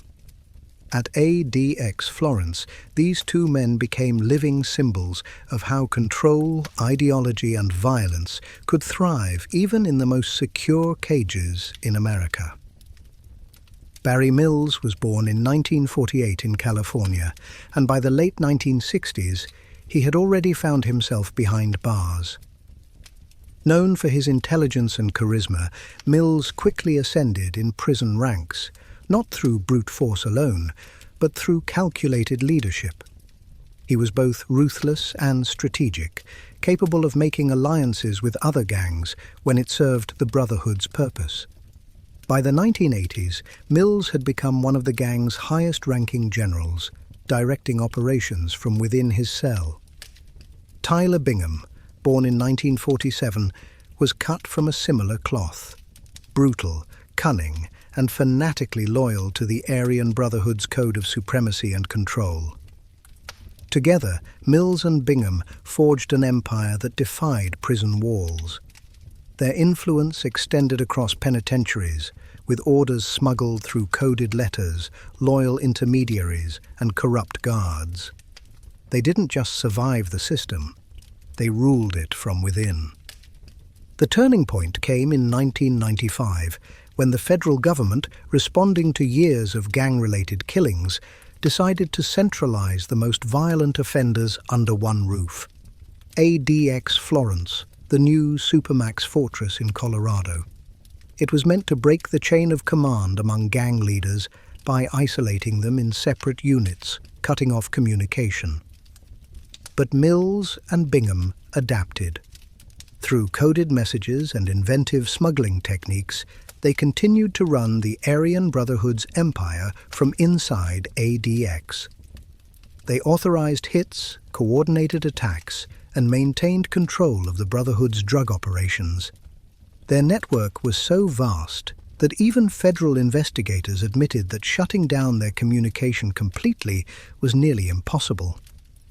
In 2002, the FBI launched Operation White Hate, a multi-agency probe into the Aryan Brotherhood's criminal enterprise.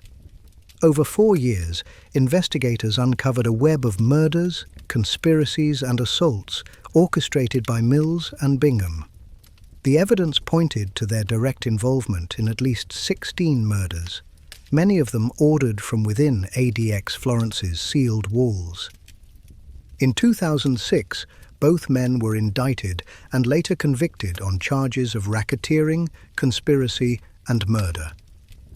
The trial exposed a chilling reality. Even under total isolation, gang leaders could manipulate the system with terrifying precision. Federal prosecutors described them as puppet masters of violence, their influence seeping through every level of prison life.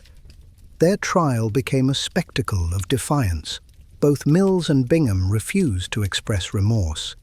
Mills famously told the court, "The Aryan Brotherhood will live on, with or without me." The words resonated through the media, a haunting reminder of how ideologies rooted in hate and control endure beyond individuals. Inside ADX Florence, their daily existence became a study in psychological warfare. Locked alone for 23 hours a day, they lived in cells designed to eliminate all human contact. The walls were soundproof, the doors impenetrable. Meals came through a slot. Exercise took place in concrete enclosures known as dog runs. For most men, this was a slow descent into madness, but for Mills and Bingham, it was command central. Even from isolation, they managed to influence younger inmates, spreading ideology through carefully crafted writings and messages disguised as legal correspondence. The Bureau of Prisons responded with increased surveillance, random transfers, and a crackdown on their known associates, but the legacy of their violence was already etched deep into the system. In 2018, Barry Mills died at ADX Florence at the age of 70. His death marked the end of an era for the Brotherhood, but not for its ideology. Tyler Bingham remains incarcerated, one of the last living links to the original AB leadership.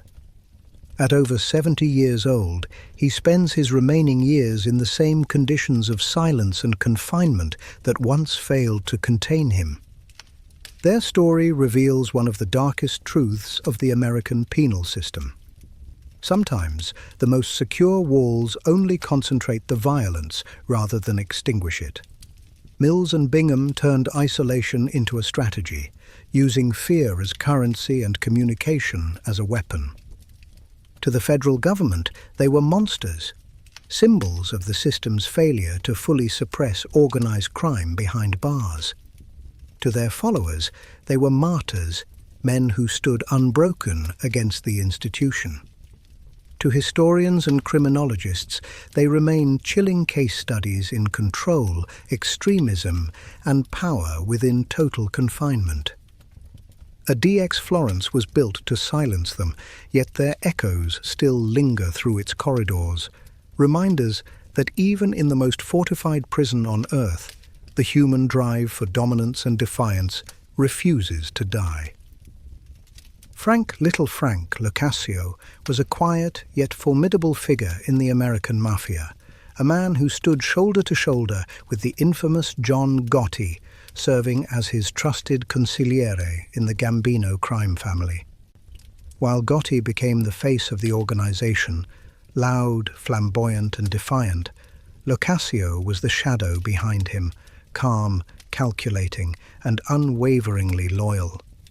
But even for a man who once sat at the high table of the mafia, his story would end in the most desolate place imaginable, ADX Florence, the Alcatraz of the Rockies. Born in the Bronx in 1933, Locascio came of age during the height of the mafia's golden era. New York's 5 families controlled construction, unions, gambling, and narcotics, and Frank rose quietly through the Gambino ranks. He was known for his discretion, a man who spoke little but understood everything. When Gotti orchestrated the assassination of Paul Castellano in 1985, Locascio was among the few trusted with the secret before it happened. In return for his loyalty, Gotti rewarded him with one of the highest ranks, consigliere, the family's top advisor. As Gotti's consigliere, Locaccio's job was simple: ensure the boss's word was law. He handled disputes, oversaw collections, and maintained alliances with other families. Unlike Gotti, who loved attention, Locascio preferred the quiet rooms of backdoor clubs and late-night sit-downs. He was the embodiment of the old-school code of silence, omertà, and would carry it to his grave. In 1992, the law finally caught up with the Gambinos. The FBI, led by prosecutor John Gleeson and assisted by the infamous turncoat Sammy the Bull Gravano, brought down Gotti and Locascio in a sweeping RICO indictment. The trial was a national spectacle, exposing the inner workings of the mafia in unprecedented detail. Gravano's testimony was devastating. He detailed murder plots, extortion rackets, and Gotti's growing paranoia. When the verdict came, both Gotti and Locascio were convicted of murder and racketeering, sentenced to life in prison without parole. Gotti went to USP Marion, then to the newly opened ADX Florence, while Locascio followed shortly after. For two men who once commanded empires, their new world was a 7 by 12-foot cell, a steel door, and the endless silence of the Supermax. At ADX, Locascio was an enigma. He never complained, never sought leniency, and refused to cooperate with authorities. Guards described him as polite and disciplined, spending his days reading, writing, and occasionally conversing with staff through the small window in his door. He aged quietly in confinement, his once sharp suits replaced by grey prison uniforms, and his office reduced to a concrete desk and a cot. Unlike Gotti, who maintained contact with family and supporters until his death in 2002, Locascio became increasingly isolated. Friends and relatives faded away, and the once vibrant mafia world he knew had long since crumbled. Yet, in letters sent to his few remaining correspondents, he maintained his loyalty. "I am not a rat," he wrote once. "I was born a man, and I will die one." Over the years, his name appeared in few headlines. Most Americans didn't even realize one of the mafia's most powerful consigliere was still alive, living in near total silence inside America's toughest prison. But to FBI agents who had worked his case, his endurance was a testament to the mafia's dying breed, men who would rather rot in isolation than betray their code. In the early 2010s, Locascio began to suffer from health problems. His body, once strong and resilient, weakened under decades of confinement. By then, ADX had become home to terrorists, cartel leaders, and domestic extremists. To many, he was a relic, the last of the old mafia era trapped among modern monsters. Yet those who studied him saw something uniquely haunting, a man completely at peace with his fate, carrying the burden of silence as if it were a badge of honor. In 2021, after nearly 30 years in federal custody, Frank Locascio died in prison at the age of 89. He had outlived nearly all his contemporaries, including Gotti and Gravano. His passing was quiet, without ceremony or headlines, a stark contrast to the life he once led in the smoky back rooms of Little Italy. To this day, his story remains a study in loyalty and consequence, a reminder of what the mafia once was and how completely it fell. For decades, Locascio refused to speak a single word against his family or his friends. Even as the mafia decayed under informants and government infiltrations, he chose silence. ADX Florence, with its grey walls and steel doors, became his monastery, a place where men who once commanded armies now faced their own ghosts. Locaccio's end wasn't fiery or violent. It was quiet, patient, and inevitable. In the annals of organized crime, Little Frank Locascio stands as a symbol of the final generation of true believers in the mafia's code. His death at ADX marked the end of an era, the moment when even the last loyal consigliere could no longer hold back the tide of betrayal, law enforcement, and time. In silence, he found his punishment. In loyalty, he found his identity. And in death, he became part of the haunting legend of ADX Florence, the place where America's most dangerous and devoted men vanish into concrete and memory. James Whitey Bulger was more than just a Boston crime boss. He was a ghost that haunted both the underworld and the U.S. government. A man who played both sides of the law, Bulger built an empire of fear through murder, extortion, and manipulation, all while serving as one of the FBI's most valuable and most corrupt informants. His rise and fall revealed the deep rot between organized crime and federal law enforcement, and his brutal death in 2018 became one of the most disturbing endings ever witnessed in American prison history. Born in 1929 in South Boston's gritty Old Harbor housing projects, Bulger grew up in an environment where toughness was survival. Nicknamed Whitey for his platinum blonde hair, he despised the moniker and preferred being called Jim. By his teens, he was already running with street gangs, robbing stores, and hijacking trucks. His first serious prison sentence came in the 1950s when he served time for bank robbery. But what hardened him wasn't just prison. It was what he learned there. During his incarceration, Bulger was allegedly part of a CIA-backed LSD experiment at a federal prison in Atlanta, one that would later fuel conspiracy theories about his mental state and distrust of authority. When he was released, he returned to Boston not as a petty criminal, but as a strategist. By the 1970s, Bulger had risen to the top of South Boston's Winter Hill Gang, controlling loan sharking, drug trafficking, and gambling operations across New England. But what made him truly dangerous was his partnership with the FBI. Through his handler, Agent John Connolly, Bulger provided information on rival gangs, particularly the Italian mafia, while the Bureau turned a blind eye to his own crimes. This unholy alliance allowed Bulger to operate with impunity for decades. While FBI agents believed they were manipulating Bulger, it was actually the reverse. Bulger used the Bureau as both a shield and a weapon. Rivals were exposed, eliminated, or jailed, while he tightened his grip on Boston. He became a local legend, feared by criminals, untouchable to police, and adored by some in his community who saw him as a Robin Hood figure. That illusion shattered in 1994 when a federal task force uncovered the full extent of the FBI's corruption.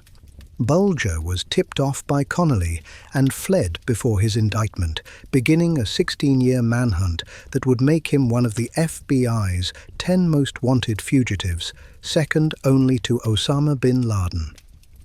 He was finally captured in 2011 in Santa Monica, California, living under a false name with his longtime girlfriend, Catherine Gregg. Inside their small apartment, agents found weapons, disguises, and over $800,000 in cash hidden in the walls. His arrest shocked the world. The mythic Boston mobster turned fugitive, finally caught in the twilight of his life. During his trial in 2013, Bulger was charged with 32 counts, including 19 murders. The courtroom became a stage for betrayal and rage. Former associates testified against him, and family members of victims stared down the aging gangster. When prosecutors read the charges, Bulger leaned back in his chair, defiant to the end. "You can call it what you want," he said. "I'm not a rat." He was convicted and sentenced to 2 consecutive life terms plus 5 years. His crimes had finally caught up with him. But fate wasn't finished with Whitey Bulger. In 2018, at the age of 89, Bulger was transferred to USP Hazleton, a high-security federal prison in West Virginia. Within hours of his arrival, he was found beaten to death, his face smashed beyond recognition with a padlock stuffed inside a sock. Prison cameras had mysteriously been disabled, and guards discovered his body wrapped in a blanket, blood pooling beneath him. The brutality of his death was fitting for a man who had lived by violence and betrayal. Investigators quickly suspected members of the Italian mafia, possibly inmates seeking revenge for Bulger's years as an informant who helped dismantle their operations. Among the suspects was a notorious hitman from Massachusetts with mob ties. The Bureau of Prisons faced intense scrutiny. How had one of the country's most high-profile inmates been placed in general population, unprotected, and killed less than 24 hours after transfer? Many speculated it was deliberate, an unofficial sentence carried out by inmates with silent approval from the underworld. Whitey Bulger's murder was the final act of a life built on deceit. To some, it was poetic justice, a rat finally paying the price. To others, it was a failure of the very system he once manipulated so well. Even in death, Bulger embodied contradiction. Both predator and prey, both criminal and informant, both legend and disgrace. His story remains one of the most haunting sagas in American organized crime. The man who once ruled Boston from the shadows ended his life beaten and unrecognizable, his power erased by the same violence he had inflicted on others. In the sterile corridors of the federal prison system, his name still circulates among inmates as both a warning and a myth.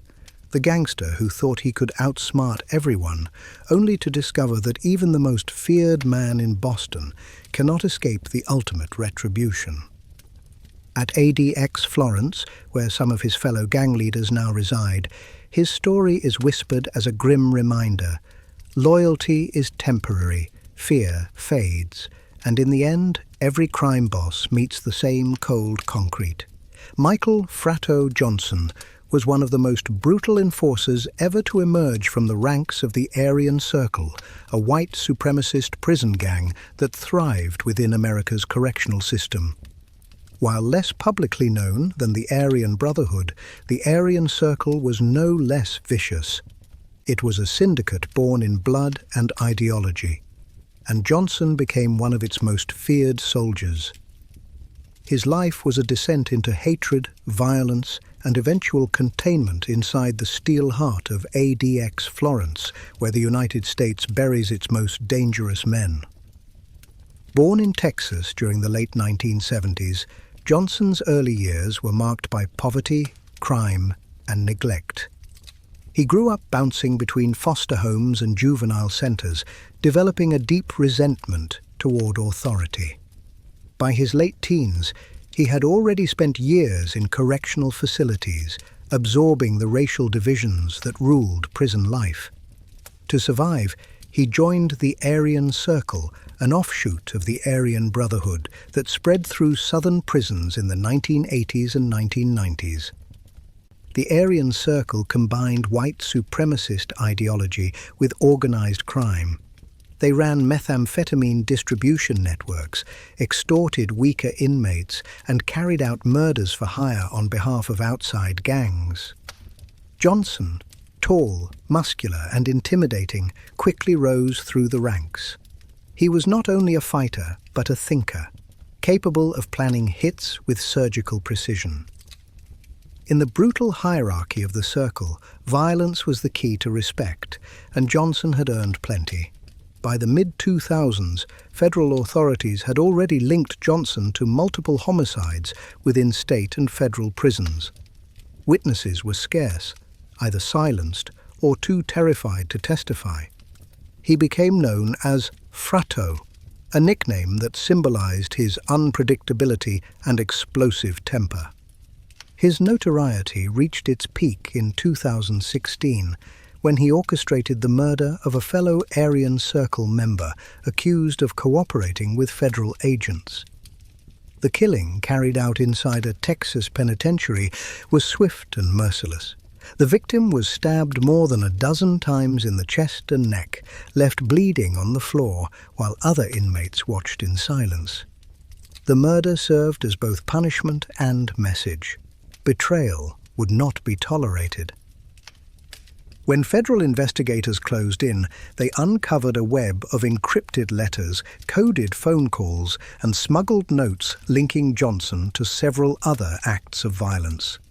The Department of Justice brought down a sweeping indictment against dozens of Aryan Circle members, charging them under RICO laws for racketeering, conspiracy, and murder. Johnson, already serving a long sentence, was transferred to ADX Florence, where he would live under constant surveillance. At ADX, Johnson's legend preceded him. Guards described him as cold, calm, and calculating, a man who spoke little but radiated menace. He spent 23 hours a day in isolation, his only break coming during his single hour of exercise, alone in a concrete yard no bigger than a dog kennel. Yet even within those confines, Johnson's influence lingered. Through coded letters and careful manipulation of the prison mail system, he remained in contact with outside members of the Aryan Circle. The Bureau of Prisons took extraordinary measures to sever his communication channels. His mail was heavily screened, his calls restricted, his visits monitored. But control, as history shows, is never absolute.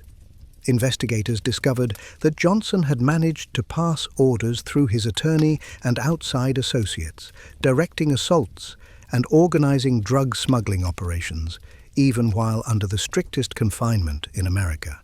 His case became a study in the persistence of prison gangs, how they adapt, evolve, and endure even within the nation's most secure environments. To Johnson, incarceration was not defeat, it was adaptation. The walls around him merely forced him to refine his methods.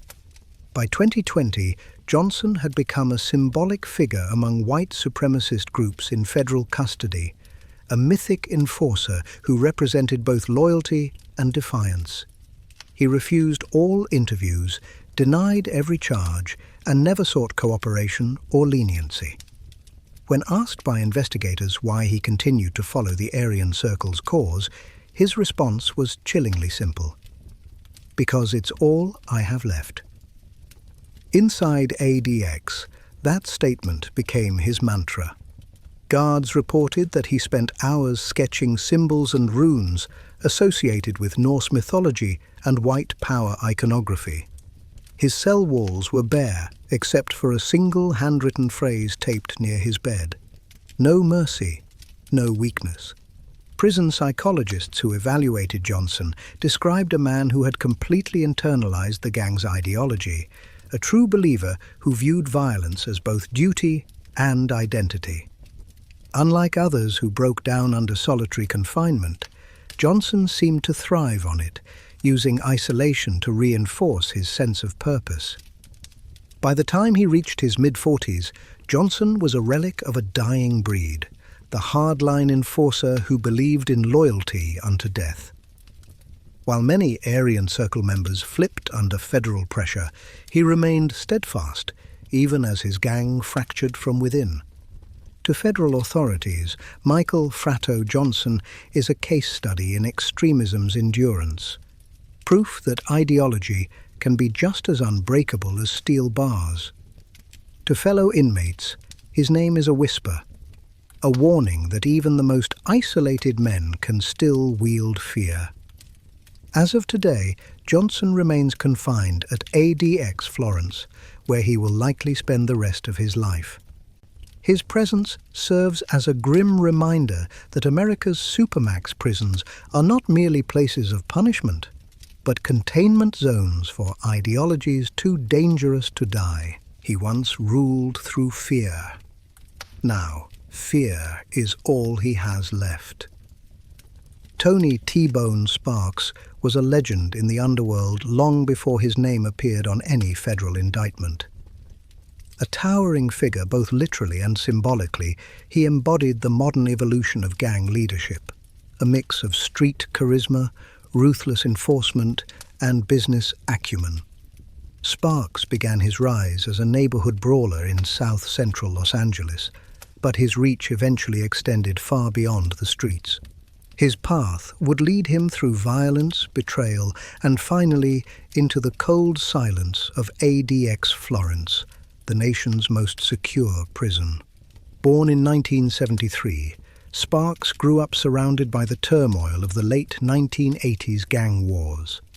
The Bloods and Crips were locked in endless conflict, fueled by the crack epidemic and police crackdowns that only deepened the chaos. As a teenager, Sparks proved himself to be more than just another recruit. He was intelligent, strategic, and utterly fearless, qualities that earned him fast promotion within his set, the bounty hunter Bloods. His rise coincided with a shift in gang structure across Los Angeles. Older leaders were being taken down by RICO prosecutions, and younger, more calculating figures like Sparks began to fill the vacuum. He recognized early that brute violence wasn't enough. To survive and expand, the Bloods needed to act more like a corporation. Under his guidance, his faction diversified, running narcotics, gun smuggling, credit card scams, and even counterfeit operations. But violence remained the backbone of control. Sparks was known for delivering brutal messages to rivals and suspected traitors. He often led by example, personally executing disloyal members to maintain the code of silence. His most infamous act came in 2002, when he allegedly ordered the assassination of a Crip lieutenant outside a Compton nightclub. The killing sparked a string of retaliatory shootings that left several people dead and dozens wounded. The FBI began tracking Sparks in the mid-2000s as his name surfaced in multiple federal investigations. Agents were shocked at how deeply his influence had spread, from Los Angeles to Las Vegas, Phoenix, and even as far as Atlanta. He was more than a street thug. He was an executive in a red bandana, running a nationwide network under the banner of the Bloods. His eventual downfall came from within. A trusted lieutenant turned informant after being caught on drug trafficking charges. That single betrayal exposed the scale of Sparks' empire, millions in drug profits, witness tampering, and links to violent crimes stretching over a decade. In 2009, Sparks was arrested in a sweeping federal operation involving over 200 agents. During his trial, prosecutors painted him as one of the most dangerous gang leaders in modern history, a man responsible for at least a dozen murders, countless assaults, and orchestrating drug shipments from inside prison. Sparks sat emotionless through the proceedings, occasionally flashing a smirk when witnesses testified against him. When the guilty verdicts were read, he simply nodded, knowing what awaited him: life without parole in the harshest corner of the American prison system. At ADX Florence, Sparks initially resisted the isolation. Known for his need to control, he spent his first months clashing with guards and attempting to assert dominance through coded letters and smuggled notes. But ADX is designed to strip away power. Every move, every sound, every connection is monitored. Sparks soon learned that influence inside this fortress required patience and subtlety. Gradually, he adapted. Through limited communication channels, he began mentoring younger Bloods housed in lower security facilities, teaching them how to organize discreetly, avoid federal detection, and maintain loyalty. Even in isolation, he functioned as a shadow commander. His word still carried weight, even if it took months to travel beyond those walls. To the prison staff, Sparks was a paradox. He was calm, polite, and even respectful in daily interactions. Yet his eyes told another story, cold, calculating, and perpetually alert. Psychologists noted his ability to compartmentalize violence, describing him as a man who could discuss murder with the same detachment as one might discuss weather. Other inmates at ADX, including rival gang members, regarded him with wary respect. Rumors persisted that Sparks had orchestrated assaults and retaliations even while locked in solitary confinement. The Bureau of Prisons responded by tightening restrictions, removing visitation rights, limiting phone access, and scanning every letter he sent. Still, fragments of communication found their way out, carried by coded slang or legal mail.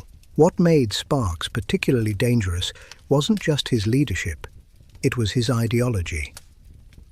Unlike many gang leaders who burned out on violence, Sparks saw himself as part of an unbroken legacy, a warrior in an urban war against authority.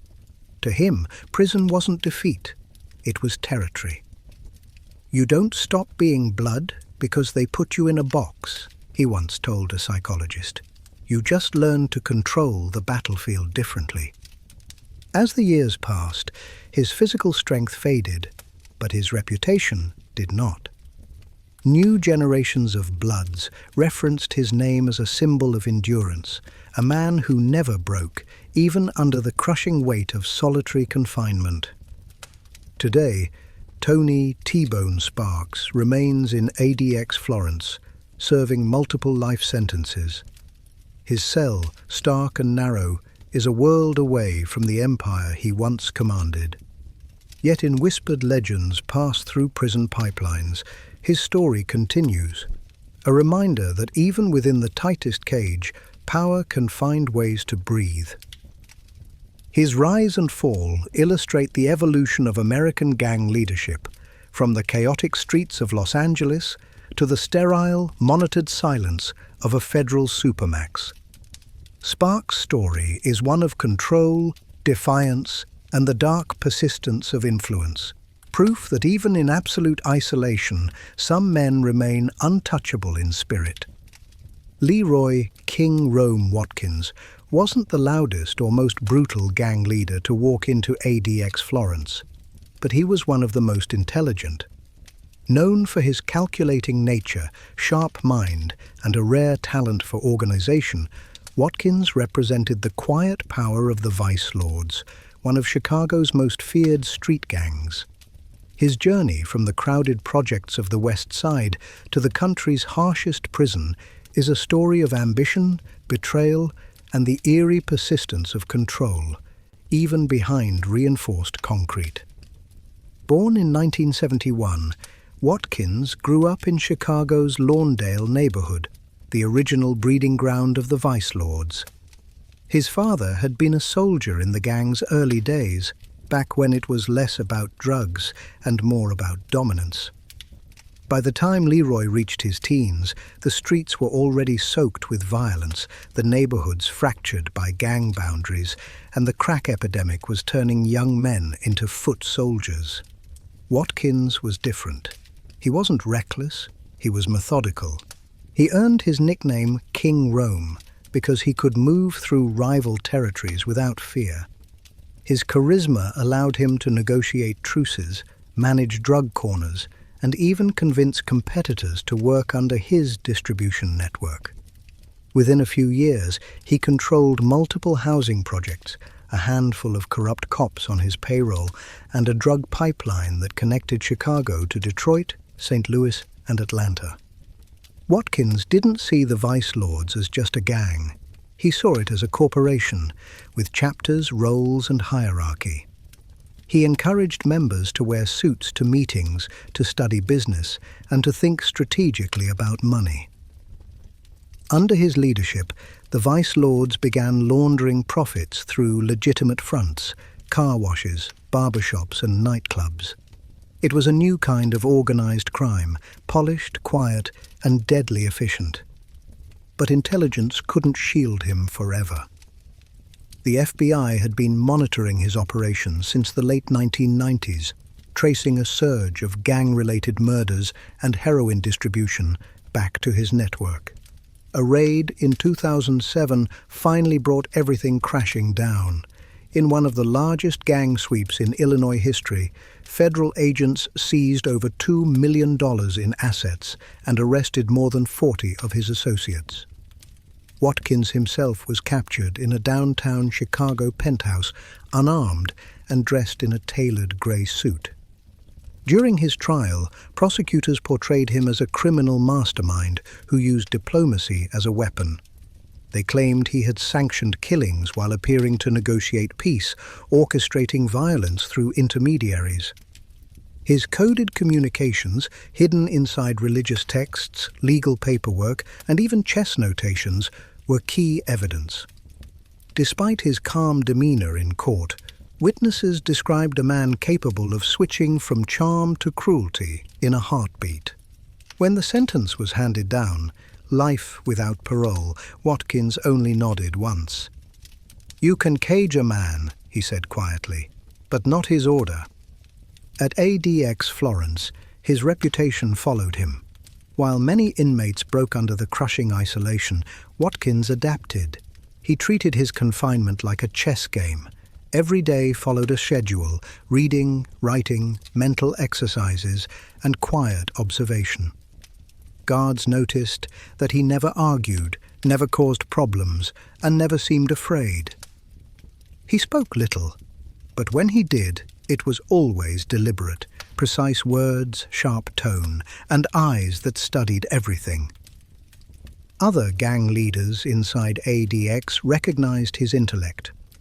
Through carefully monitored communications, he maintained influence over Vice Lords members in other facilities. His orders were encoded in quotes from philosophy books, Bible verses, or seemingly meaningless letters. Even the Bureau of Prisons acknowledged his unique discipline. His cell was immaculate, his records spotless, his behavior eerily calm. Prison psychologists described Watkins as a man who thrives in isolation. He viewed ADX as a test, not a punishment. To him, solitude was an opportunity to reflect and plan. He studied history, philosophy, and military tactics, drawing parallels between ancient empires and modern gangs. In his notes, later confiscated by officials, he referred to the Vice Lords as a living organism, one body, many minds. But even in his isolation, the violence he inspired continued. Investigations in 2014 and 2016 linked orders traced back to his circle to stabbings and riots across multiple prisons. Though officials could never conclusively prove Watkins's involvement, the timing and patterns were too precise to ignore. Each attack bore his hallmark: efficiency, symbolism, and timing. Yet for all his cunning, Watkins never sought redemption. Unlike other inmates who turned to religion or repentance, he remained steadfast in his belief that hierarchy and control were natural laws. "Every system needs balance," he once told a chaplain. "Chaos just shows you who was never built to rule." To the prison guards, he was unsettling, polite but unreadable. To fellow inmates, he was both feared and admired. He rarely spoke of the outside world, but on rare occasions he mentioned the skyline of Chicago, describing it like a lover he could never touch again.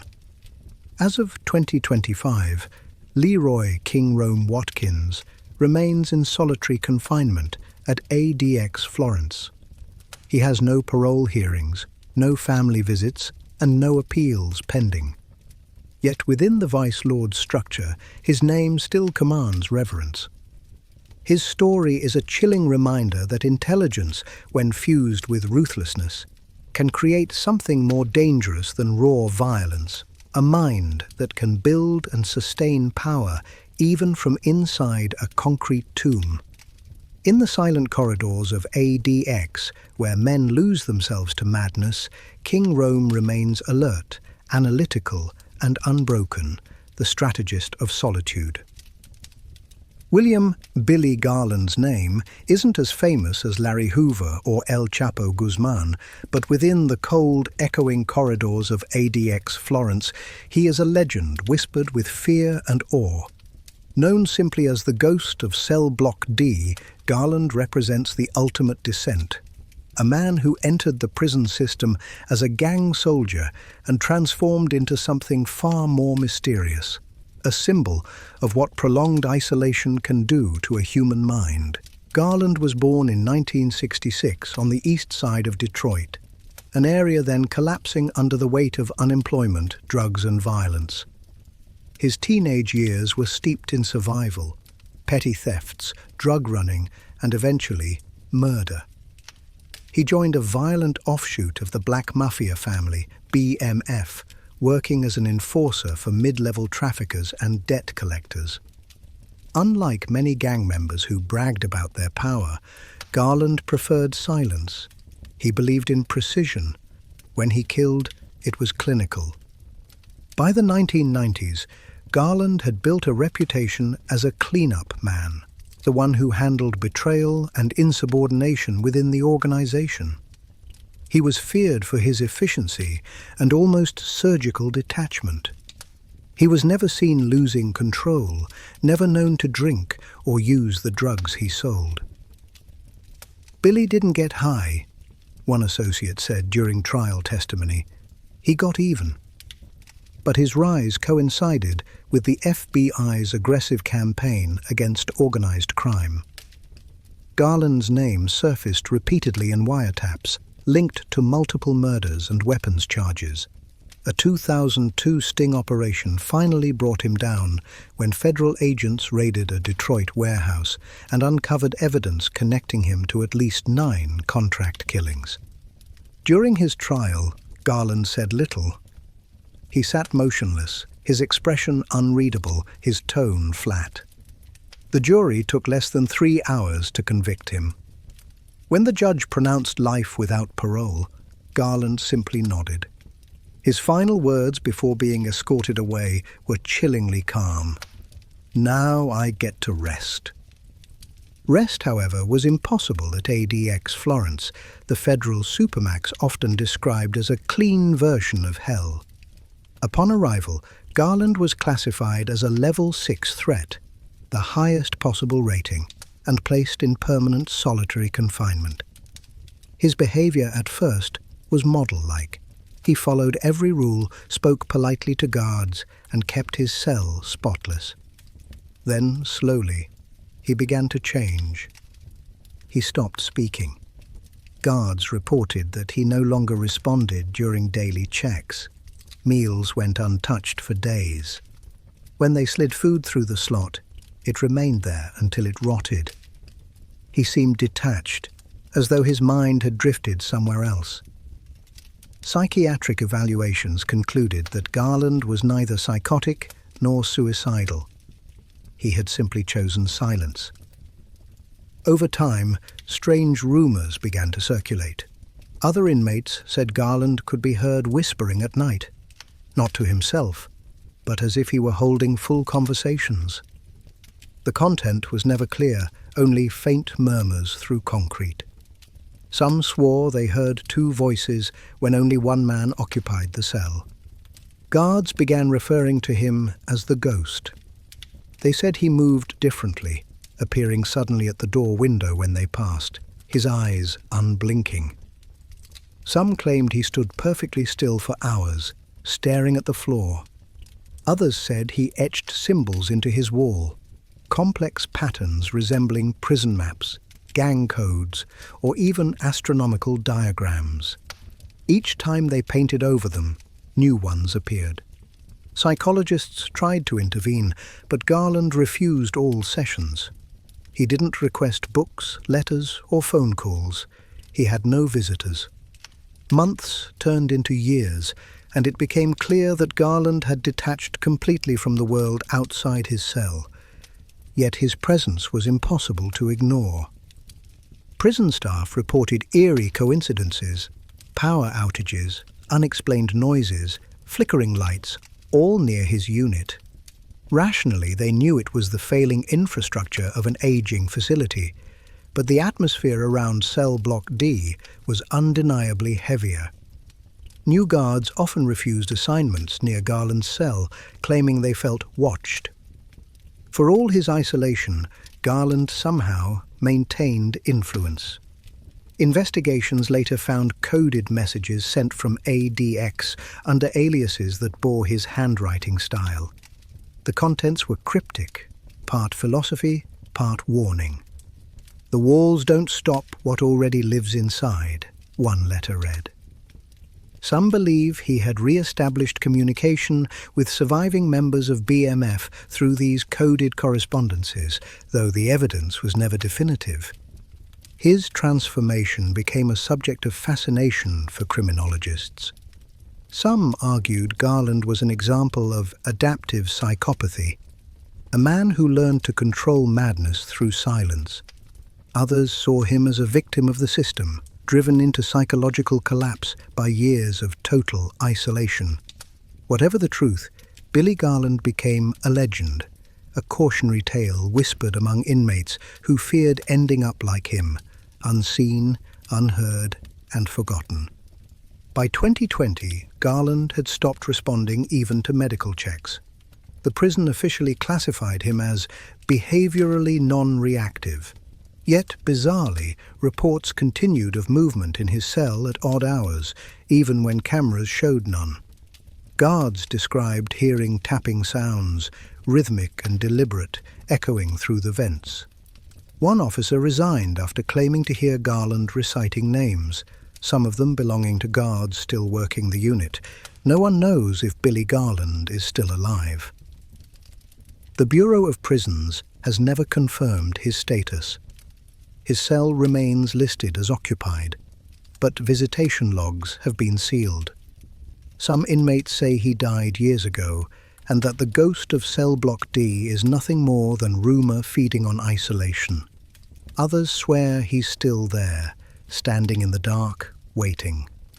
Whatever the truth, Garland's story marks the perfect end to the saga of America's most dangerous gang members confined at ADX Florence.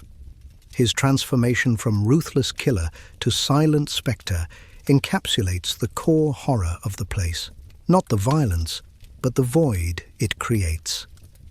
A DX doesn't just punish the body, it erases the soul. In the cold, concrete silence of Cell Block D, where time itself seems to vanish, William "Billy" Garland became more than a prisoner. He became a haunting, a living echo of what happens when human will meets total isolation. And whether he breathes or not, his presence lingers still, unseen but undeniable.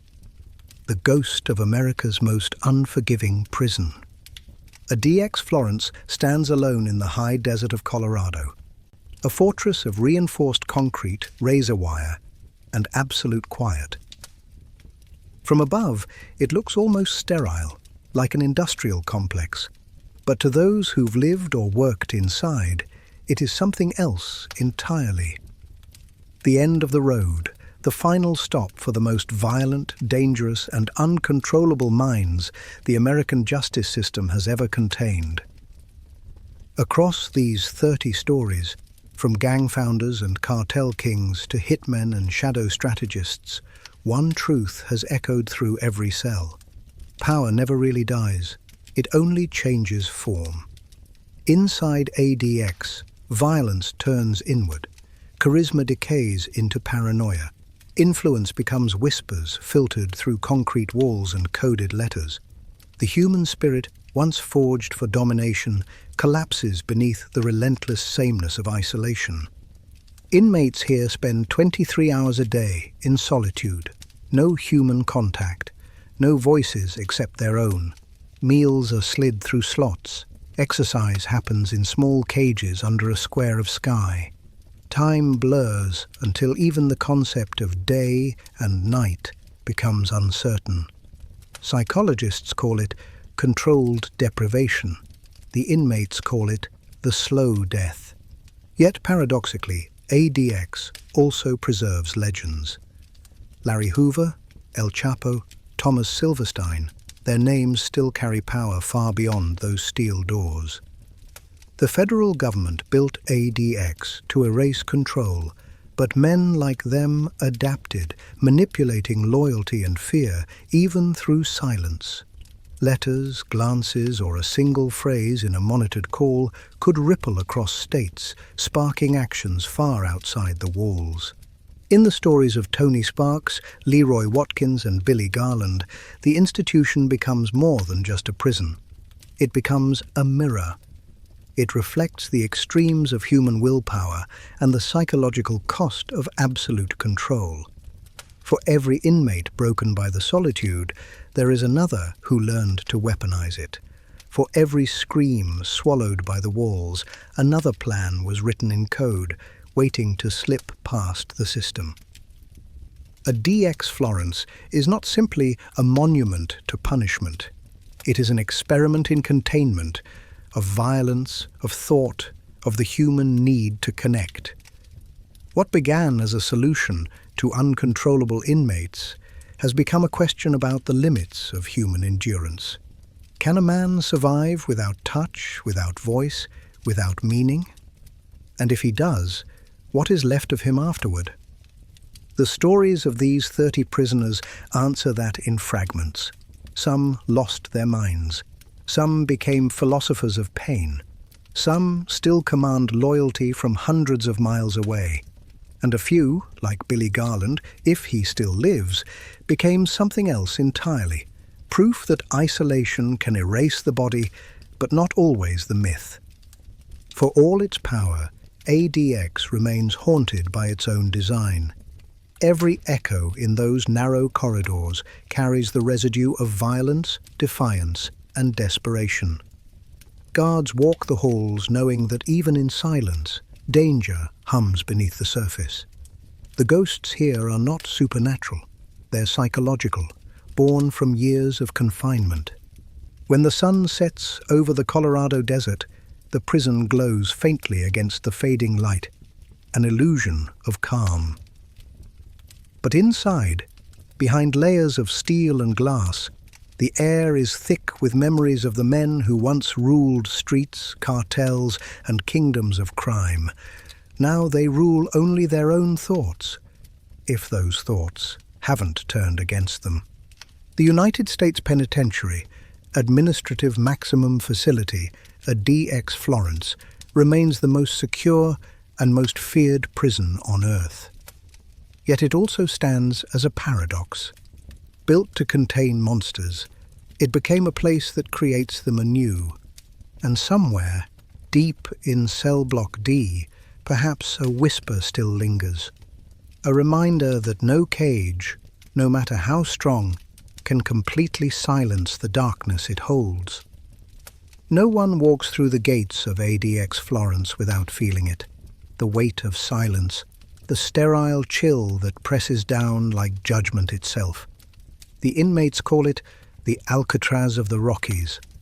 The staff have another name for it, the machine. And at the center of that machine is the warden, a figure as feared by prisoners as any gang leader they've ever known. Warden Raymond C. Miles has overseen ADX for nearly 2 decades. A man of discipline, he's built a career on control, over people, over chaos, over emotion itself. To him, ADX isn't hell, it's order. Every flickering light, every camera angle, every rule exists for a reason. No mistakes, he once told a rookie guard. Not here. One mistake here costs blood. But behind his calm, professional exterior lies a paradox as deep as the prison itself. Over time, Miles has become part of the environment he commands. Cold, calculating, and consumed by the very control he enforces. He doesn't see himself as a jailer of men, but as a conductor in a symphony of containment. He knows every name, every cell number, every behavioral shift. When a prisoner stops eating, he notices. When an inmate scratches at the wall in a new pattern, he knows what it means, a message, a code, or the first signs of madness. He studies them not as people, but as equations of risk and endurance. To his staff, he's a legend, efficient, unflinching, precise. But to the inmates, he's a phantom, rarely seen, always watching. Rumors claim he walks the tiers at night when the lights dim, moving soundlessly past the cells, studying the men through the narrow glass slits. Some say his reflection appears on the polished steel doors long after he's gone. Miles learned long ago that power in ADX isn't loud, it's quiet. The real control lies in subtlety. The denial of a privilege, a delay in mail, the flicker of a light that reminds a man he's being watched. It's psychological warfare, and no one plays it better. But that control comes at a cost. Over the years, Miles has lost 3 marriages, alienated his family, and developed insomnia so severe he sleeps no more than 2 hours a night.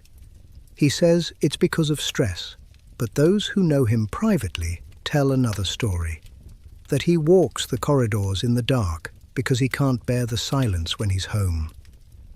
In quiet moments, when the cameras stop recording, Miles sometimes stands outside cell D22, the infamous cell of William Billy Garland. He stares at the narrow steel door, listening for the faint tapping that guards still claim to hear. "He's not a ghost," Miles once said under his breath. "He's a reminder." A reminder of what ADX truly is, not just a prison, but a mirror reflecting the darkest sides of human nature. Inside its walls are killers, masterminds, and monsters. But beyond those walls, in offices lined with security monitors, the lines blur. The warden watches the inmates, and in turn, the prison watches him. Some nights, as he leaves his office, he glances into the security glass and swears he sees movement. A flicker of a shape behind him that vanishes when he turns. He tells himself it's fatigue, the tricks of fluorescent light. Yet part of him wonders, after years of commanding silence, has he become haunted by it? When new recruits arrive, Miles delivers the same message he's given since his first day as warden. This place doesn't just hold criminals, it holds their echoes. Never think you're above them. If you stay too long, you become one of them. And perhaps he's right. Because in the history of ADX Florence, no one leaves unchanged. Not the killers, not the guards, not even the man who runs it all. Behind the walls, power and madness share the same breath. The inmates count days, the warden counts ghosts. And in the stillness between, ADX Florence breathes, alive, aware, and eternal. It is not just a prison, it is America's most perfect silence,